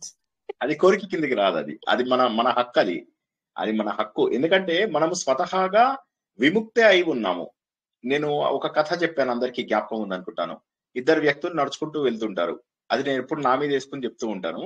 నేను నడుస్తూ ఉంటే మా ఫ్రెండ్ సడన్ గా ఆగిపోయాడు. ఏమైందా అని ఇలా వెనక్కి తిరిగి చూస్తే అక్కడ ఒక చెట్టును గట్టిగా కౌగిలించుకుని ఏడుస్తున్నాడు. ఏమైందయ్యా అంటే, ఈ చెట్టు నన్ను వదలడం లేదు అని ఏడుస్తున్నాడు. గట్టిగా కౌగిలించుకున్నాడు. సో ఒరిజినల్ గా మనం అందరము కూడా మోక్ష స్వరూపులమే. కాకపోతే ఈ బంధాలన్నీ కూడా మనం పెట్టుకున్నవి. బంధం పెట్టుకోవడం వల్ల ఏమవుతుంది? కోరికలు స్టార్ట్ అవుతాయి. మనందరికీ ఆ కథ తెలుసు కదా. ఒక సన్యాసి ముందు చిన్నగా హ్యాపీగా ఉండేవాడు, 2 గోచిళ్ళు కట్టుకొని. ఒకరోజు ఆ గోచిని ఇది కొట్టేస్తుంది, ఎలక కొడుతుంది. కొట్టగానే వాళ్ళంటారు అనమాట, అయ్యో మీకు ఎలక కొట్టేస్తుందండి అని చెప్పి ఆయన శిష్యులు ఏం చేస్తారంటే ఎవడొకడు పిల్లి కొనిస్తాడు. ఇప్పుడు ఆ పిల్లిని, ఎలక కోసం అని పిల్లిని కొంటే ఆ పిల్లి కోసం పాల కోసం కావాలి నాకు పైసలు. ఆయన శిష్యులు మరింత పైసలు సంపాదిస్తూ ఆయనకు పాల కోసం అని రోజు పాలు తెచ్చిస్తుంటారు. తర్వాత అంటారు, దీని బదులు మనం ఒక ఆవు కొంటే బెటర్ కదా అంటారు. ఆవు కొంటారు. మరి ఆవు సేవ చేయడానికి మనుషులు కావాలి కదా అంటారు. ఇంకో మనుషులు వస్తారు. ఇవన్నీ పెట్టడానికి మనకు ఒక చిన్న ఆశ్రమం ఉంటే బాగుండు అంటారు. గవర్నమెంట్ దగ్గర ల్యాండ్ తీసుకుంటారు, చిన్నగా ఒక కిచెన్ వేస్తారు, అందులో కూడా స్వామీజీ ప్రవచనాలు చెప్పడం కోసం అని చెప్పేసి ఒక రూమ్ పెడతారు. ఇలాగ పెట్టి ఏమైతుందంటే ఇంత పెద్దగా అయిపోతుంది. సో కాబట్టి కామం అనేటటువంటిది ఏదైతే ఉంటుందో, ఈ కామం అంటే కోరిక. కామం అంటే చెడు మాట కాదు, కామం అంటే కోరిక. ఈ కోరిక అనేటటువంటిది ఏదైతే ఉంటుందో అది లిమిట్ ఉండదు అన్నమాట. సార్ పెళ్లి కూడా చేసుకుంటాడు సార్ ఆయన. పెళ్లి చేసుకుని అదే వీళ్ళ కళ చేసి పెట్టడానికి ఇబ్బంది అవుతుందని పెళ్లి చేసుకుంటాడు. పెళ్లి చేసుకొని 5 సంవత్సరాల్లో మునిగిపోతాడు. సన్యాసం అటుకెక్కి కూర్చుంటుంది. అది సో కాబట్టి ఏమైపోతుందంటే, కామం అనేటటువంటిది ఉండి ఈ రాక్షస ప్రవర్తన ఉన్నటువంటి వాళ్ళు ఎలా ఉంటారు అంటే, కోరికలను బాగా పెంచుకుంటారట. కోరికలను పెంచుకుని ఆ కోరికలు తీరినప్పుడేమో అహంకారం, దంభం, దర్పం, గర్వం, మనం ఇంతకు ముందు తెలుసుకున్న లక్షణాలే మళ్ళీ మళ్ళీ వస్తూ ఉంటాయి. సో ఆ 6 లక్షణాలతోటే మన జీవితం ఎలా పాడైతుందో చెప్తున్నారు ఆయన. చెప్పి వాళ్ళు అలా పాడైపోతారు. ఇందులోపల మోహం వస్తుంది. ఆ మోహం వల్ల ఏమవుతుంది? తప్పుడు సిద్ధాంతాలు, తప్పుడు ఇవి, నేనే గొప్ప, నేనే ఇదని. మళ్ళీ కోపము, కోరిక తీరినప్పుడు కోపము. వీటన్నిటి వల్ల ఏమైపోతుందంటే అపవిత్రమైనటువంటి ఆచారాలు, పద్ధతులు ఇవన్నీ కూడా చేస్తూ ఉంటారయ్యా అర్జున. ఇదేమైపోతుందంటే ఒక దహించే అగ్ని. ఈ కామం అనేటటువంటిది ఎప్పుడు కూడా మనల్ని మనం కాల్చేస్తుంది. దుష్పూరం, పూర్తి అవ్వదు, పూర్తి చేయలేనటువంటిది. పూరం అంటే పూర్తి చేసేది, పూర్తి చేయదు. దుష్పూరం చాలా కష్టంగా పూర్తి అవుతుంది, అంటే అది పూర్తి అవ్వదు అని చెప్పేసి. కాబట్టి ఏమైపోతుంది, ఈ దంభం, దర్పం, అహంకారం అనే లక్షణాలు ఏవైతే ఉన్నాయో వీటి వల్ల ఇక నేను నమ్మిందే గొప్ప, నేనేం చెప్తే అదే శాసనము, నా మాటే శాసనము అని చెప్పేసి ఇలా అంటే ఇవి సహజం, ఇవి మనకు పెద్దగా ఏమీ లేదు. ఇప్పుడు లోహంతో మనం ప్రకృతిని ఎంత నాశనం చేస్తున్నాం, మనము చెట్లు కొట్టేస్తున్నాము, తర్వాత అరణ్యాలు కొట్టేస్తున్నాము, కొండలు కొట్టేస్తున్నాము, అక్కడ పెద్ద పెద్ద పెద్ద పెద్ద భవనాలు, వీళ్ళందరూ కూడా రాక్షసులే. దాని అభివృద్ధి అనేటటువంటి మాట ద్వారా మనం ఏం చేస్తున్నామంటే మొత్తం నాశనం చేస్తున్నాం. సో కాబట్టి ఏమవుతుందంటే హింస. ఇప్పుడు కంసుడు ఇందాక ఉదాహరణ చెప్పుకున్నాం. కంసుడు ఎప్పుడైతే తనకు భయం వేసిందో, ఎప్పుడైతే తన మాట నెగ్గదు అని అనిపించిందో హింసలోకి దిగిపోయాడు. సో కాబట్టి ఏమైపోతుందంటే ఈ హింస వచ్చేది, ఈ క్రూరత్వం వచ్చేది, ఈ రాక్షసత్వం వచ్చేది, చెడు ఆచార వ్యవహారాలు, ఇవన్నీ మనం చేసేవే. ఎవడో చేసే, బయట వాడి గురించి చెప్తున్నాను అనుకోకండి, మనం చేసేదే. ఇంట్లోపల ఆచారం ఉండదు. నేను ఒకళ్ళ ఇంటికి వెళ్తే వాళ్ళ ఇంట్లో ఫంక్షన్ జరిగింది అనమాట. వాళ్ళందరూ పట్టు చీరలు కట్టుకొని మంచం మీద కూర్చొని కంచాన్ని ఒళ్ళో పెట్టుకొని అన్నం తింటున్నారు. ఇక పట్టు చీరలు కట్టుకోవడం ఎందుకు, దాని గురించి చెడ్డగా మాంసం ఇలా ముక్కలు పీక్కు తింటున్నారు రాక్షసులలాగా. సో అంటే ఏమి జీవితం ఇది, అంటే ఎలాంటి జీవితం అంటే అత్యంత అసహించుకునేటటువంటి జీవితం. ఏదైతే మనము సామాన్యంగా డిస్గస్టింగ్ లైఫ్ అని చెప్పేసి అంటామో ఆ జీవితాన్ని గడుపుతూ ఉంటారు. అది కాక వాళ్ళ కళ్ళు కూడా చూడాలి, నీకేంది సెటిల్ అయిపోయినావు, నీకేంది పిల్లలు సెటిల్ అయిన, వాడు ఎంత అసూయ తల్లుతూ ఉంటాడంటే ఇది మీరు చూడలేదా? మీకు నేను కొత్తగా చెప్తున్నానా? హలో లేదు సార్, జరిగేటివి ఇప్పుడు ప్రతి ఒక్కరు ఒళ్ళలో పెట్టుకుని తినాలనే ఎక్కువైంది sir. Day in day out జరుగుతాయి sir, day in day out జరుగుతున్నవి సార్ ఇవి. అంతే అంతే, విపరీతంగా అసూయలు. సో దానివల్ల ఏంటంటే అర్జున, ఏది కూడా ఈ సంసారం అనే దాంట్లోకి వచ్చిన తర్వాత ఇవన్నీ పెరిగిపోతూ ఉంటాయి. కాబట్టి సంసారంలో ఉన్నవాడు మరింత జాగ్రత్తగా ఉండాలి. ఇప్పుడు సంసారంలో లేని వాడికి కొంత బెటరు, ఎప్పుడో తప్ప పెద్దగా అవకాశం లేదు కోపం వచ్చేది. కానీ సంసారంలో ఉన్న వాడికి ప్రతిదాని మీద అసూయ, కోపము, క్రోధము, బాధ, ఇవన్నీ కూడా వస్తూ ఉంటాయి. మళ్ళీ కోరికలు తీరాలి. ఎందుకంటే ఇప్పుడు ఇవాళ నేను పిల్లలు లేరు, పిల్లలు కావాలని కోరుకుంటాం. పిల్లలు పుట్టిన తర్వాత పిల్లలు ఆరోగ్యంగా ఉండాలి. పిల్లలు ఆరోగ్యంగా ఉన్న తర్వాత పిల్లలకు ఉద్యోగాలు రావాలి, మంచి చదువులు రావాలి. మళ్ళీ ఇవన్నీ అయిపోయాక పిల్లలకి మంచి పెళ్లిళ్ళు కావాలి. అది అయిపోయిన తర్వాత వాళ్ళకి మనవాళ్ళు కావాలి. మనవాళ్ళు పుట్టిన తర్వాత మనవాళ్ళు పెద్దవాళ్ళు అవ్వాలి. మనవాళ్ళకు మంచి చదువులు రావాలి. ఇలాగ బతికిది ఇంకా 200 ఏళ్ళు బతికితే ముని ముని ముని ముని ముని ముని ముని మనవాళ్ళ గురించి కూడా కోరిక కోరుకుంటాం కదయ్యా అంటున్నాడు. అంటే ఇది తగ్గేది కాదు, ఇది తగ్గేటటువంటిది కాదు. 2 రకాల లోకాలు ఉన్నాయి ఇవి. ఆ 2 రకాల లోపాల లోపల ఏదైతే మనకు ఈ రాక్షస లోకం అనేది ఏదైతే ఉందో అది మనలోనే ఉంది. ఆ రాక్షస లోకం ఇంకా మన ఎక్కడా ఉందని కాదు. వీళ్ళకి ఏమైతుందంటే వీళ్ళు హ్యాపీగా ఉండరు. యాక్చువల్ గా మీరు చూసినట్లయితే ఈ ఆసురీ లక్షణాలు ఉన్న వాళ్ళు హ్యాపీగా ఉండరు. మీరు ఇప్పుడు నేను చెప్పినటువంటిది చాలా జనరిక్ గా ఉంది కదా, ఒకసారి మళ్ళీ వింటూ ప్రతి లైన్ ని ఆలోచించండి. నేను చెప్పిన మాటని ప్రతి లైన్ ని ఆలోచించండి, ప్రతి లైన్ ఆలోచిస్తూ కూర్చోండి. సో ఆలోచిస్తూ ఉంటే అప్పుడు మీ అందరికీ కూడా అర్థమవుతుంది. వీళ్ళందరూ ఎప్పుడు టెన్షన్ గా కనిపిస్తారు, చింతలు, ఆందోళనలు. ఇంతకుముందు నేను ఒక ఉదాహరణ చెప్పాను. ఒక వ్యక్తి ఓ పెద్ద కారు ఎక్కుతాడు, ఖరీదైన కారు. ఆ కారులో ఎక్కుతాడు, ఆయన ముఖం మాత్రం ఇలా సీరియస్ గా ఉంటుంది. అందరూ ఎవడు గుర్తిస్తాడండి, ఎవరిని గుర్తిస్తాడు? ఓసారి ఫ్లైట్ ఎక్కాను, ఒక ఆయన ఎంత అరుస్తున్నాడు ఎయిర్ హోస్టెస్ మీద, అరుస్తూ చెప్తున్నాడు అనమాట, నాకు వీడు తెలుసు, వాడు తెలుసు, అది అని చెప్పేసి. ఎవడు పట్టించుకుంటాడు? ఫ్లైట్ దిగాక మర్చిపోతారు. ఒక కంపెనీలో ఉన్నంత వరకే నీకు విలువ, ఒక ఇంట్లో ఉన్నంత వరకే నీకు విలువ. అఫ్ కోర్స్ ఇంట్లో కూడా వైఫ్ ముట్టికాయలు ఇస్తుంటే విలువ ఎక్కడ ఉంటుంది కానీ, బట్ జనరల్ గా పోనీ విలువ ఉంటుంది అనుకుందాం, వీడి మాట నెగ్గి విలువ ఉంటుంది అనుకుందాం. ఆఫీస్కి వెళ్తే ఆఫీస్ లోపల విలువ, ఆఫీస్ లో వాళ్ళు గుర్తుపడతారు. ఆ బయటికి వెళ్ళాక ఎవరు గుర్తుపడతారు? సో కాబట్టి ఇది మూర్ఖత్వం. అంటే ఏదో నాకేదో ఉంది అని చెప్పేసి అనుకోవడం అది మూర్ఖత్వం. ఎందుకంటే ఎంతో మంది వచ్చారు ప్రపంచంలోకి, ఎంతో మంది పోయారు. మనము అలెగ్జాండర్ గురించి తెలుసుకున్నాము, చాలా మంది గురించి తెలుసుకున్నాం. జీవితంలో అందం బాగా ఉంది అనుకున్న వాళ్ళు, మార్లిన్ మెన్రో, ఆమె ఏమంది, అందం శాశ్వతం కాదు అన్నటువంటి విషయం నాకు అర్థమైంది అని చెప్పి. డబ్బు సంపాదించినటువంటి వాళ్ళు ఎంతో మంది డబ్బును త్యాగం చేసి వెళ్ళిపోయారు. నోబుల్ ఎప్పుడైతే తను జీవితంలో ఇది మంచిది కాదు ఇది అని చెప్పి గుర్తించాడో తన జీవితాన్ని, తన డబ్బు మొత్తాన్ని నోబుల్ బహుమతికి అప్పచెప్పేసి నా పేరు మీద అందరికీ బహుమతులు ఇచ్చేయండి అని చెప్పేసి డబ్బు వాళ్ళకి రాసిచ్చేసి వెళ్ళిపోయాడు. రాకఫెల్లర్ గురించి మనం తెలుసుకున్నాము. ఆయనకు రోగం తగ్గాలి అంటే దేవుణ్ణి ప్రార్థించవయ్యా అని ఏదో చెప్తారు, దానం చేయవయ్యా అని. ముందు చెయ్యడు, తర్వాత దానం చేసిన తర్వాత ఆయనకు అర్థమవుతుంది తన లోపల మార్పు. ఆ తర్వాత అర్థమవుతుంది ఏంటంటే దానం అన్నిటికంటే గొప్పది అని చెప్పి ఉన్న ఆస్తంతా రాసేస్తారు. న్యూయార్క్ సెంటర్ లోపల ఇప్పుడు మీరు రాకెఫెల్లర్ సెంటర్ చూడొచ్చు, మా ఆఫీస్ పక్కనే ఉండేది. సో ఇవన్నీ ఎందుకు చెప్తున్నామంటే దైవీ గుణాలు మీకు 100% సపోర్ట్ చేసి తీరుతాయి, నన్ను నమ్మండి. ఒక మంచి 100 మంచిలని మీ దగ్గరికి తీసుకొస్తుంది. ఒక్క మంచి చాలు. ఒక మంచి వ్యక్తి కూడా అంతే, ఒక మంచి వ్యక్తి కూడా 10 మంచి మాటలు తీసుకొస్తారు. అందుకే మనకేంటి సత్సాంగత్యం కావాలి అంటారు. మంచి మనుషుల్ని ఎప్పుడూ వదులుకోకూడదు. మనం ఏవో మన మన మన పొగరుతోటి, మన అహంకారంతో, మన కళ్ళు మూతలు పడిపోవడంతో మనము అవతల వాళ్ళని పోగొట్టుకోకూడదు.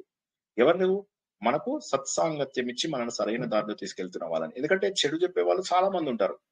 చెడు చెప్పడానికి ఎవరి మీదైనా చెడు చెప్పగలరు. సో కాబట్టి ఏంటంటే జీవితంలో డబ్బు సంపాదించుకోవడమే పరమావధి, నా కోరికలు తీర్చుకోవడమే పరమావధి.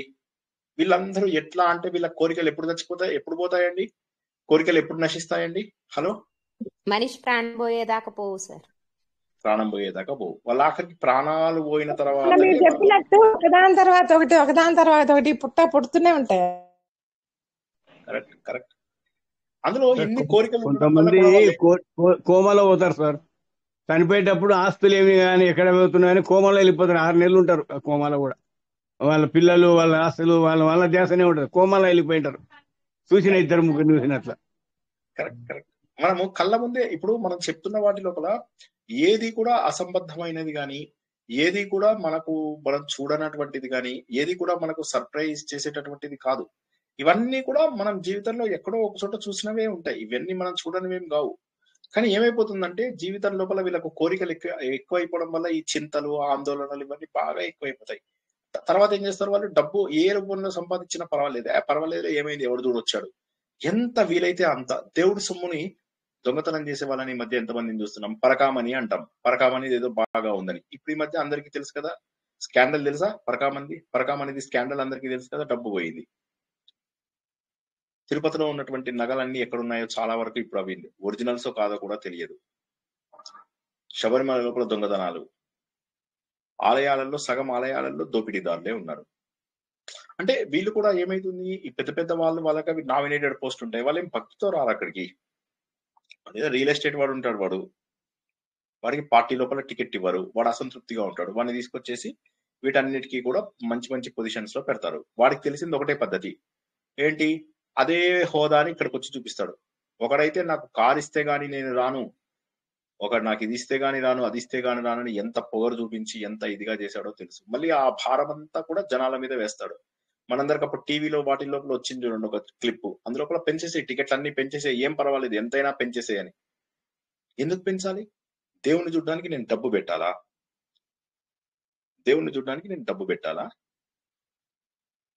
ఎందుకు ఈ డబ్బంతా? ఎవడో ఒకడు దుబ్బేయడానికి. సో ఈ విధంగా ఏమైపోతుందంటే ఈ పాపాత్ములంతా కలిసి వీటన్నిటినీ కూడా తీసుకుంటున్నారు. కాబట్టి వాళ్ళకి ఇది తప్పు ఇది ఒప్పు కూడా లేదు. దేవుడి సొమ్ము దొబ్బేస్తున్నామన్న విషయం కూడా లేదంటే ఇంక ఏమని అంటాం వాళ్ళని? ఒక్కసారి ఆలోచించండి. దేవుడి చెడు అనేదే జరగకుండా ఉంది సార్. అది ఈ జన్మలో జరగదు, కానీ జరుగు తీరుతుంది కదా. మంచికి మంచి, చెడుకు చెడు, అది ప్రకృతి యొక్క నియమం.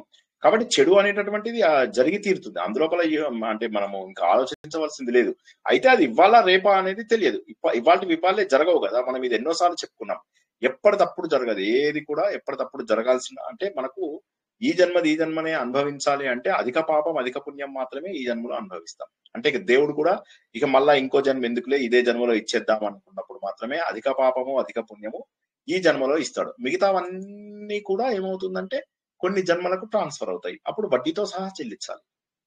ఒక్కొక్కసారి మనకు అనిపించదా, దేవుడా ఎందుకు ఇంత కష్టాన్ని నాకు ఇచ్చావు అని చెప్పి అనిపించదా? దేవుడా ఎందుకు నాకు ఇంత కష్టాన్ని ఇచ్చావు అని అనిపించిన ప్రతి ఒక్కడు కూడా అలా వచ్చిన వాడే. ఏమైపోతుంది, ఇప్పుడు నా దగ్గర 1,00,000 రూపాయలు ఉందనుకోండి, 10,000 రూపాయలు ఒక జన్మలో ఖర్చు పెడితే 10 జన్మల్లో అయిపోతుంది నాకు. కాబట్టి నేను ఏంటంటే పశువుగా పుడితే నాకు అడ్వాంటేజ్ ఎక్కువ ఉంటుంది.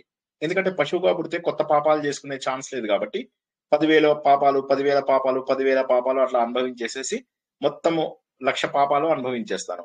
అనుభవించేసిన తర్వాత ఏమవుతుంది, డైరెక్ట్ గా నేను దేవుడి దగ్గరికి వెళ్ళిపోతాను, మోక్షం వచ్చేస్తుంది, దేవుడిలో కలిసిపోతా. మనుషుల విషయంలో 1,00,000 రూపాయలు ఉందనుకోండి, అది అనుభవించడానికి కోట్ల జన్మలు పడుతుంది. దానికి కారణం ఏంది?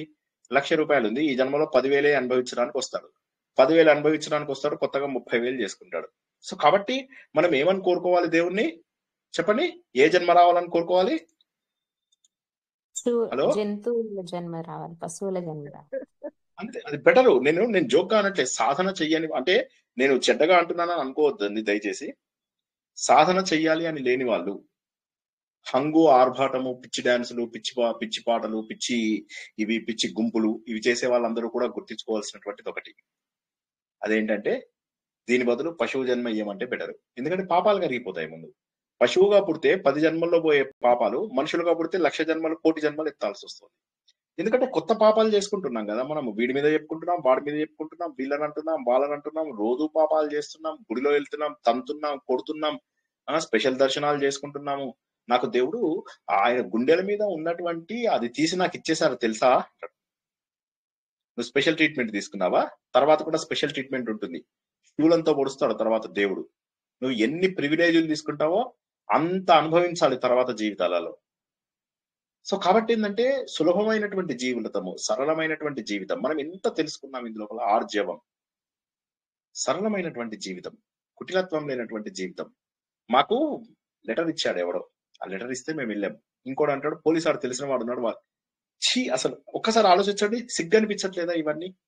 హీ అని ఒక లక్షణం తెలుసుకున్నాం. అయ్యయ్యో, శాస్త్రాలు చెప్పినటువంటి పనులకు వ్యతిరేకంగా చేశానే అని చెప్పి ఏడవాలి, బాధాలి, తలని గట్టిగా కొట్టుకోవాలి, గోడకేసి కొట్టుకోవాలి, రక్తం కారిపోవాలి, తల బద్దలైపోవాలి, అంత బాధపడాలి. మీకు అది ఒక కథ చెప్పాను, జ్ఞాపకం ఉందా? ఇది ఒక ఆయన విష్ణుమూర్తి యొక్క భక్తుడు అనమాట. శివుడు అంటే పూర్తి స్థాయి అతనికి వ్యతిరేకం. ఇప్పటికి కూడా చాలా మంది వైష్ణవులలో అది ఉంటుంది. బట్ వాళ్ళు ఏం చేస్తారు, ఆయన వెళ్తూ వెళ్తూ దాన్ని ఏమంటారు, శ్రీశైలం దగ్గర, అది ఎప్పుడు మర్చిపోతాను, 4 అక్షరాలు అది సింహాచలమా కాదు, శ్రీశైలం దగ్గర నరసింహస్వామి ఏంటది, అహోబిలం. అహోబిలం లోపల వెళ్తూ వెళ్తూ అతను ఏమైతుంది, ఇట్లా చూస్తుంటే దూరం నుంచి శివుడి కొండ కూడా కనిపిస్తుంది. కనిపించగానే ఛీ అని చెప్పేసి ఆ పల్లకిది వేసేసుకుంటాడు, పల్లకిది డోర్ వేసేసుకుంటాడు. డోర్ కాదు, కట్టెన్ వేసుకోగానే కళ్ళు పోతాయి. కళ్ళు పోయిన తర్వాత వచ్చి వాళ్ళ దీనికి వస్తే వాళ్ళు చెప్తారనమాట, ఎంత తప్పు పని చేసావయ్యా, శివకేశవుల మధ్య భేదాన్ని చూసావు, ఈ తప్పు చేసినందువల్ల నీకు ఇది జరిగింది అనగానే అప్పుడు వెళ్ళి శివుడి దగ్గరికి వెళ్ళి శివుడిది రుద్రాక్ష మహిమ, విభూతి మహిమ ఇవన్నీ తను రాసి భగవంతుడి యొక్క గొప్పతనాన్ని తెలుసుకుని తలని లింగానికేసి కొట్టుకుని ఏడుస్తాడు. సో ఏమైతుందంటే మనకు తెలిసిన వాడు కాబట్టి అంత అయింది. మనకు అలా ఉండదు కదా. మన జీవితంలో అన్ని అనుభవిస్తూ ఉంటాం. ఎందుకు ఇవి అనుభవిస్తున్నామో తెలియదు. ఎన్ని కష్టాలు వస్తూ ఉంటాయి, ఎన్ని కష్టాలు, ఎప్పుడెప్పుడు ఎందుకు అనుభవిస్తున్నామో కూడా తెలియకుండా అత్యంత ఘోరమైనటువంటి కష్టాలు. వరద లోపల ఇల్లు కొట్టుకుపోయిన వాళ్ళు, వస్తువులు కొట్టుకుపోయిన వాళ్ళు ఇంత చేతి లోపల ఇంత చిన్న మూట పెట్టుకొని ఉంటారు. ఎక్కడి నుంచి వచ్చింది వీళ్ళకి ఇది? పాపం చిన్న మూట పట్టుకొని, మనమేమో ఎన్ని వస్తువులు కొనుక్కుంటామో పాపం చిన్న మూటతోటి ఒక పర్మనెంట్ ఇల్లు లేక, పర్మనెంట్ గా ఎవరు లేక, ఎంతసేపు అవతల వాళ్ళ దయా దాక్షిణ్యాల మీద బతికి ఏ రోజు అన్నం దొరుకుతుందో తెలియదు, ఏ రోజు ఎలా ఉండాల్సి వస్తుందో తెలియదు. ఆయన అంటాడు చూడండి, అది నా దేశం సినిమా లోపల రామారావు పాట, దేశం అంటే మట్టి కాదు ఈ పాట లోపల. ఎంత అసలు మనము అంటే చూసినట్లయితే అనిపిస్తుంది అనమాట. సో ఎంత దారుణమైనటువంటి బతుకులు ఉన్నాయి. మనం చాలా అదృష్టవంతులం. కానీ అందులోపల ఏమంటాడు అతను, దేశం ఎక్కడుందో చెప్తుంటాడు అతను. ఏంటి, మరెక్కడుందో తెలుసా రోడ్డు మీది బతుకుల్లో, పైకి తేలిన ఎముకల్లో, పస్తులుండే బతుకుల్లో, చస్తూ బతికే మనుషుల్లో, అక్కడుంది దేశం పీడిత పాడిత వంచిత వర్గాల్లో, సలసల కాగే ఆవేశం. దేశమంటే మట్టి కాదో, దేశమంటే మనుషులో. అంటే మన కళ్ళ ముందే నిర్భాగ్యులు, అభాగ్యులు ఎంతో మంది మన కళ్ళ ముందు కనిపిస్తున్నారు. కానీ మనం ఏం చేస్తున్నాము, మన జీవితాన్ని చూసుకుంటూ మన జీవితమే గొప్పగా భావిస్తున్నాము. మన జీవితము ఇంకా ఏదో కష్టాలు ఉన్నాయి, మనం అందరికంటే ఎక్కువ కష్టాలు పడుతున్నాము అన్నట్టుగా ఆలోచిస్తూ ఉన్నాం. అంతేగాని మనము భగవంతుడి దగ్గరికి వెళ్ళాలి అన్న విషయాన్ని మనం గుర్తించలేకపోతున్నాము. ఎప్పుడు తప్పు చేసినా కూడా గుర్తుంచుకోవాల్సింది ఏంటంటే దేవుడి దగ్గరికి మనం వెళ్ళి తీరవలసిందే, దేవుడి దగ్గరికి వెళ్ళి తీరవలసిందే. జీవితంలో ఏ తప్పు చేసినా కూడా సజన్ రే ఝూట్ మత్ బోలో, खुदा के पास जाना है, न गाड़ी है न घोड़ा है, वहां पैदल ही जाना है, సజన్ రే ఝూట్ మత్ బోలో. బాబు అబద్ధాలు చెప్పకు, దేవుడి దగ్గరికి వెళ్ళాలి. అక్కడ గుర్రాలు బండిలు ఇవేమీ ఉండవు, అన్ని చోట్ల నడుచుకుంటూనే వెళ్ళాలి. సో తప్పు తెలుసుకున్న తర్వాత మనము గుర్తించాలి విషయాన్ని. తప్పు తెలుసుకోవాలి, తప్పు తెలుసుకుని సరైనటువంటి మార్గంలో వెళ్ళాలి. ఆసురీ లక్షణాలని వాటి ప్రవచనం మరొకసారి విని ఆసురీ లక్షణాలు ఏమున్నాయో చూసుకుంటూ వచ్చే వారంకి ఇది అయిపోతుంది ఈ అధ్యాయము. కానీ మనలో ఉన్న ఆసురీ లక్షణాలు, ఆ 6 లక్షణాలు ఎన్ని రకాలుగా, వీళ్ళు ఏ స్థాయికి వెళ్తారు, ఏమేమి అయిపోతారు, ఇవన్నీ కూడా వచ్చే వారం తెలుసుకుంటాం. ఆత్మ సుఖము వీడి నీ ఆట కొరకు, పాత్ర పోషణ చేసిది సూత్రధారి, విశ్రమించద నీ పాదం ఆశ్రయించి, పరమ కరుణాంతరంగా శ్రీపాద. జై శ్రీకృష్ణ. అందుకే సార్ ఇది మంచి ఏదో గ్రూప్ లో పెట్టారు. మనం ఏ పని చేస్తున్నా మన పక్కన మనకి ఇష్టమైన దైవం రాముడు గాని కృష్ణుడు గాని చూస్తూ ఉన్నాడు అని అనుకోని కనుక చేస్తే తప్పు వైపుకి వెళ్ళము అని పెట్టారు. ఎప్పుడు కూడా వీలైనంత వరకు తప్పులు చేయకుండా మనల్ని మనం కాపాడుకోవాలి. ఇప్పుడు ఏంటంటే ఇప్పుడు ఏదో మరణం సంభవిస్తోంది, ఇక మన జీవితంలో తప్పదు, ఏవో ఒకటి చిన్న చిన్న తప్పులు చేస్తే ఓకే అలాంటి పరిస్థితులలో. కానీ మిగతా ప్రతి చిన్నదానికి తప్పులు చేయడానికి, చిన్న సినిమా చూడడానికి కూడా మనము ఎవరిదో ఒక రికమెండేషన్ పట్టుకుని వెళ్ళే వాళ్ళం ఒకప్పుడు. ఇప్పుడైతే సినిమా టికెట్ ఈజీగా దొరుకుతున్నాయి. ఒకప్పుడు ఏం చేసేవాళ్ళం, ఎంత కష్టపడే వాళ్ళం మనం. సో మనం ఏంటంటే ఆ టైం లోపల ఎవడో ఒకడు రికమెండేషన్ లెటర్ ఇస్తే బాగుండు, ఎవడో ఒకడు మనకి సహాయం చేస్తే బాగుండు.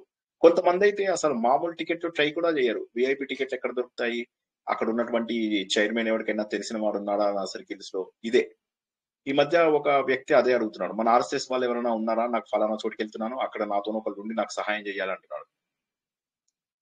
నేనే అడగలేదు ఈ రోజు వరకు ఎవరిని.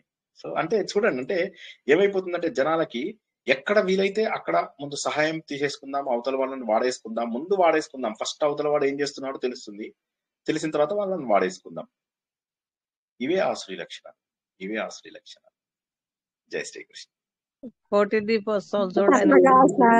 మనము పక్కన మన క్యూలో పోతూ ఉంటే మన పక్క నుంచి 10 నిమిషాలు వెళ్ళేసి వస్తుంటే బాధ. మనం 5-6 గంటలు క్యూలో తెల్లవారుజామున వెళ్తాం, వాళ్ళేమో అప్పటికప్పుడు వచ్చి 10 నిమిషాలు వెళ్ళిపోయి వచ్చేస్తుంటారు. బాధ అనిపించదా సార్? మనకు బాధ అనిపించా వద్దా లేదా అనేది నేను అనడం లేదు, వాళ్ళకు తప్పనిపించాలి అంటున్నాను. మనకు బాధ అనిపించి వెళ్ళి కొట్టద్దు, అది కూడా తప్పే, ఆసురీ లక్షణం. ఆ లైన్ లో ఎవరైతే తొందరగా వెళ్ళిపోతుంటారో వాళ్ళకు తప్పు అనిపించాలి. అయ్యయ్యో నేను చేస్తున్నది తప్పు కదా అని సిగ్గుపడాలి. మనకేమనిపించకూడదు. మనకు 5 గంటలు మంచిగా వెళ్తున్నాం, అందులో వాళ్ళిద్దరు ముగ్గురు రారు, వాళ్ళ ఇంటి పక్కన వాళ్ళు 15 మంది మన ముందే వెళ్ళిపోతుంటే వాళ్ళకి తప్పు. కానీ మనమేం ఫీల్ అవ్వకూడదు అంటున్నా. మనం ఫీల్ అయితే మనకు ఆసురీ లక్షణం వచ్చినట్టు. కాబట్టి మనం ఫీల్ అవ్వకూడదు. వెళ్తున్న వాడు అనిపించాలి, అయ్యయ్యో నేను తప్పు చేస్తున్నానే, ఇంతమంది కష్టపడుతుంటే ఇన్ని గంటలు ఎదురు చూస్తూ ఉంటే నేను ఇలా ముందెళ్ళిపోతున్నానే అని వాడు సిగ్గుపడాలి. కానీ మనము వాడి మీద కోపం తెచ్చుకొని వెళ్ళి కొట్టేయద్దు అని. ఆపేస్తారు. ఒక గంట సేపు వెళ్ళి చేసుకొని వచ్చేదాకా క్యూ ఆగిపోయి ఉంటుంది. అప్పుడు ఎలా అనిపిస్తుంది చెప్పండి? సంతోషం అనిపించాలి. ఎందుకంటే ఇంకొక గంట మనకు ఆలయంలో ఉండే అవకాశం వచ్చిందని సంతోషపడండి ఈసారి నుంచి. ఈ ఆలయంలో ఉంటాం సార్, అప్పుడు మన రోడ్డు మీద క్యూలో ఉంటాం మనం. ఆలయ ప్రాంగణమే కదా. సో ఆలయ ప్రాంగణంలో ఉన్నప్పుడు సంతోషపడండి, ఏం కాదు. అంటే కోపం తెచ్చుకోకండి అంటున్నా. కోపం తెచ్చుకుంటే కూడా అది ఆసురీ లక్షణమే. నేను వాళ్ళ గురించి చెప్పాను, మన గురించి చెప్పలేదు. వెయిట్ చేస్తున్న వాళ్ళ గురించి చెప్పలేదు. లైన్ లో అలా హడావిడిగా వెళ్ళిపోతున్న వాళ్ళ గురించి చెప్పాను. వాళ్ళది తప్పు అని చెప్పాను. మనం కనుక రియాక్ట్ అవుతే మనది కూడా తప్పు అవుతుంది. కాబట్టి మనం రియాక్ట్ అవ్వకుండా జాగ్రత్తగా ఉండాలి, మనం ప్రశాంతంగా ఉండాలి. 24 గంటలు లైన్ లో ఉన్నా సరే ప్రశాంతంగా ఉండాలి. మనం దేవుని కొరికే నిలబడటం కదా సార్. ఫస్ట్ ఆ ప్రయత్నం అనేది దైవాని కొరికే నిలబడటం కదా. అదే గోవిందనామాలు చెప్పుకుంటుంటాం. ఏదో దేవుని మాటలు మాట్లాడే వాళ్ళకి అవన్నీ ఏం చేత ఉంటారు అంతేగాని వేరే ఆలోచనలు వేరే మాటలు అంటే చెప్పలేము. ఇప్పుడు తిరుపతి లోపల కనీసం సౌకర్యాలు ఉంటాయి, అయ్యప్ప స్వామి దగ్గర మరి సౌకర్యాలు కూడా ఉండవు కదా. అయినా కూడా ఎలా వెళ్తున్నారు జనాలు, ఎక్కడ పడితే అక్కడే పడుకుంటారు. టాయిలెట్స్ ఉండవు, సరైనటువంటి రూమ్స్ ఉండవు, అందరం నేల మీద పడుకున్నాం తెలుసా. నేల మీద వాసనలు వస్తున్న ప్లేసెస్ లో పడుకున్నాం తెలుసా మేము.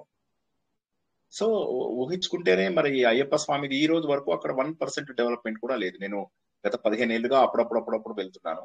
మరి ఎప్పటి వరకు డెవలప్మెంట్ లేదు. చిన్న చేంజెస్ తప్పితే పెద్ద డెవలప్మెంట్ లేనే లేదు. పైన మీకు సదుపాయాలే లేవు. సో మరి ఏమంటాం, మీ లోపల ఓపికని పెంచాలంతే. ఇవన్నీ కూడా ఓపికని పెంచకపోతే ఆధ్యాత్మిక యాత్రలు అనవసరం. జై శ్రీకృష్ణ. ఇంకేమన్నా ప్రశ్నలు ఉన్నాయా? వండర్ఫుల్. రేపు మళ్ళీ భగవంతుని ఎలా తెలుసుకోవాలి? మరి ఇప్పుడు ఇంత కష్టపడుతున్నాము, దైవీ లక్షణాలన్నీ మనలోంచి బయటికి తీసుకోవాలంటున్నాం. బయటికి తీసుకున్నప్పుడు మరి దేవుడు ఎలా ఉంటాడు? ఇప్పుడు అది తెలుసుకోవాలి కదా. దేవుడు ఎలా ఉంటాడో తెలిస్తేనే కదా మనలో దైవీ లక్షణాలు బయటకు వచ్చినప్పుడు మనం గుర్తించగలుగుతాం, లేకపోతే గుర్తించలేము. కాబట్టి ఆ దైవీ లక్షణాల కోసం రేపు విష్ణు సహస్రనామము లోపల మరింత ముందుకు వెళ్తాము. ఎప్పట్లాగే చక్కగా తత్వాన్ని తెలుసుకుంటూ శ్రద్ధగా ఉండండి అందరూ కూడా. రేపు మరింత ముందుకి ఎల్లుండి ఎప్పట్లాగానే మనకు మణిద్వీపం ఉంటుంది. అయితే మణిద్వీపం ఈసారి చివరి భాగం ఉంటుంది. ఆ తర్వాత రాత్రికి సంపూర్ణ మహాభారతం. సో ఈ 2 రోజుల్లో జరిగేటటువంటి ప్రవచనాలు, రేపు రాత్రి విష్ణు సహస్రనామము, ఎల్లుండి మధ్యాహ్నం మణిద్వీపము, ఎల్లుండి సాయంత్రము సంపూర్ణ మహాభారతం. ప్రశ్న లేకపోతే ఈరోజు ముగించుకుందాం. జై శ్రీకృష్ణ. మీరు చెప్పిన ఈ ఆలోచన బాగుందండి. ఇప్పుడు మనం వాళ్ళని తిట్టుకుంటూ మనం ఇంతసేపు ఉన్నాము అని క్యూలో అని అనుకోకుండా మంచిగా ఓపికగా ఉండి స్వామి సన్నిధిలో ఎక్కువసేపు ఉన్నాము అని చెప్పని అనుకున్న ఆలోచన అంటే చాలా బాగుంది, అద్భుతంగా ఉంది. ఇక నుంచి అలానే ఉంటాం. మంచిగా అనిపించిందండి అసలు. Thank you sir. జై శ్రీకృష్ణ అండి. శుభరాత్రి. జై శ్రీకృష్ణ. అందరూ కూడా ఆలోచన ద్వారా భగవంతుడికి దగ్గర అవుతారని ఆశిస్తున్నాను. అందరూ కూడా ఈ లక్షణాలను ఎవరికి వారు ధన్యవాదాలు గురూజీ.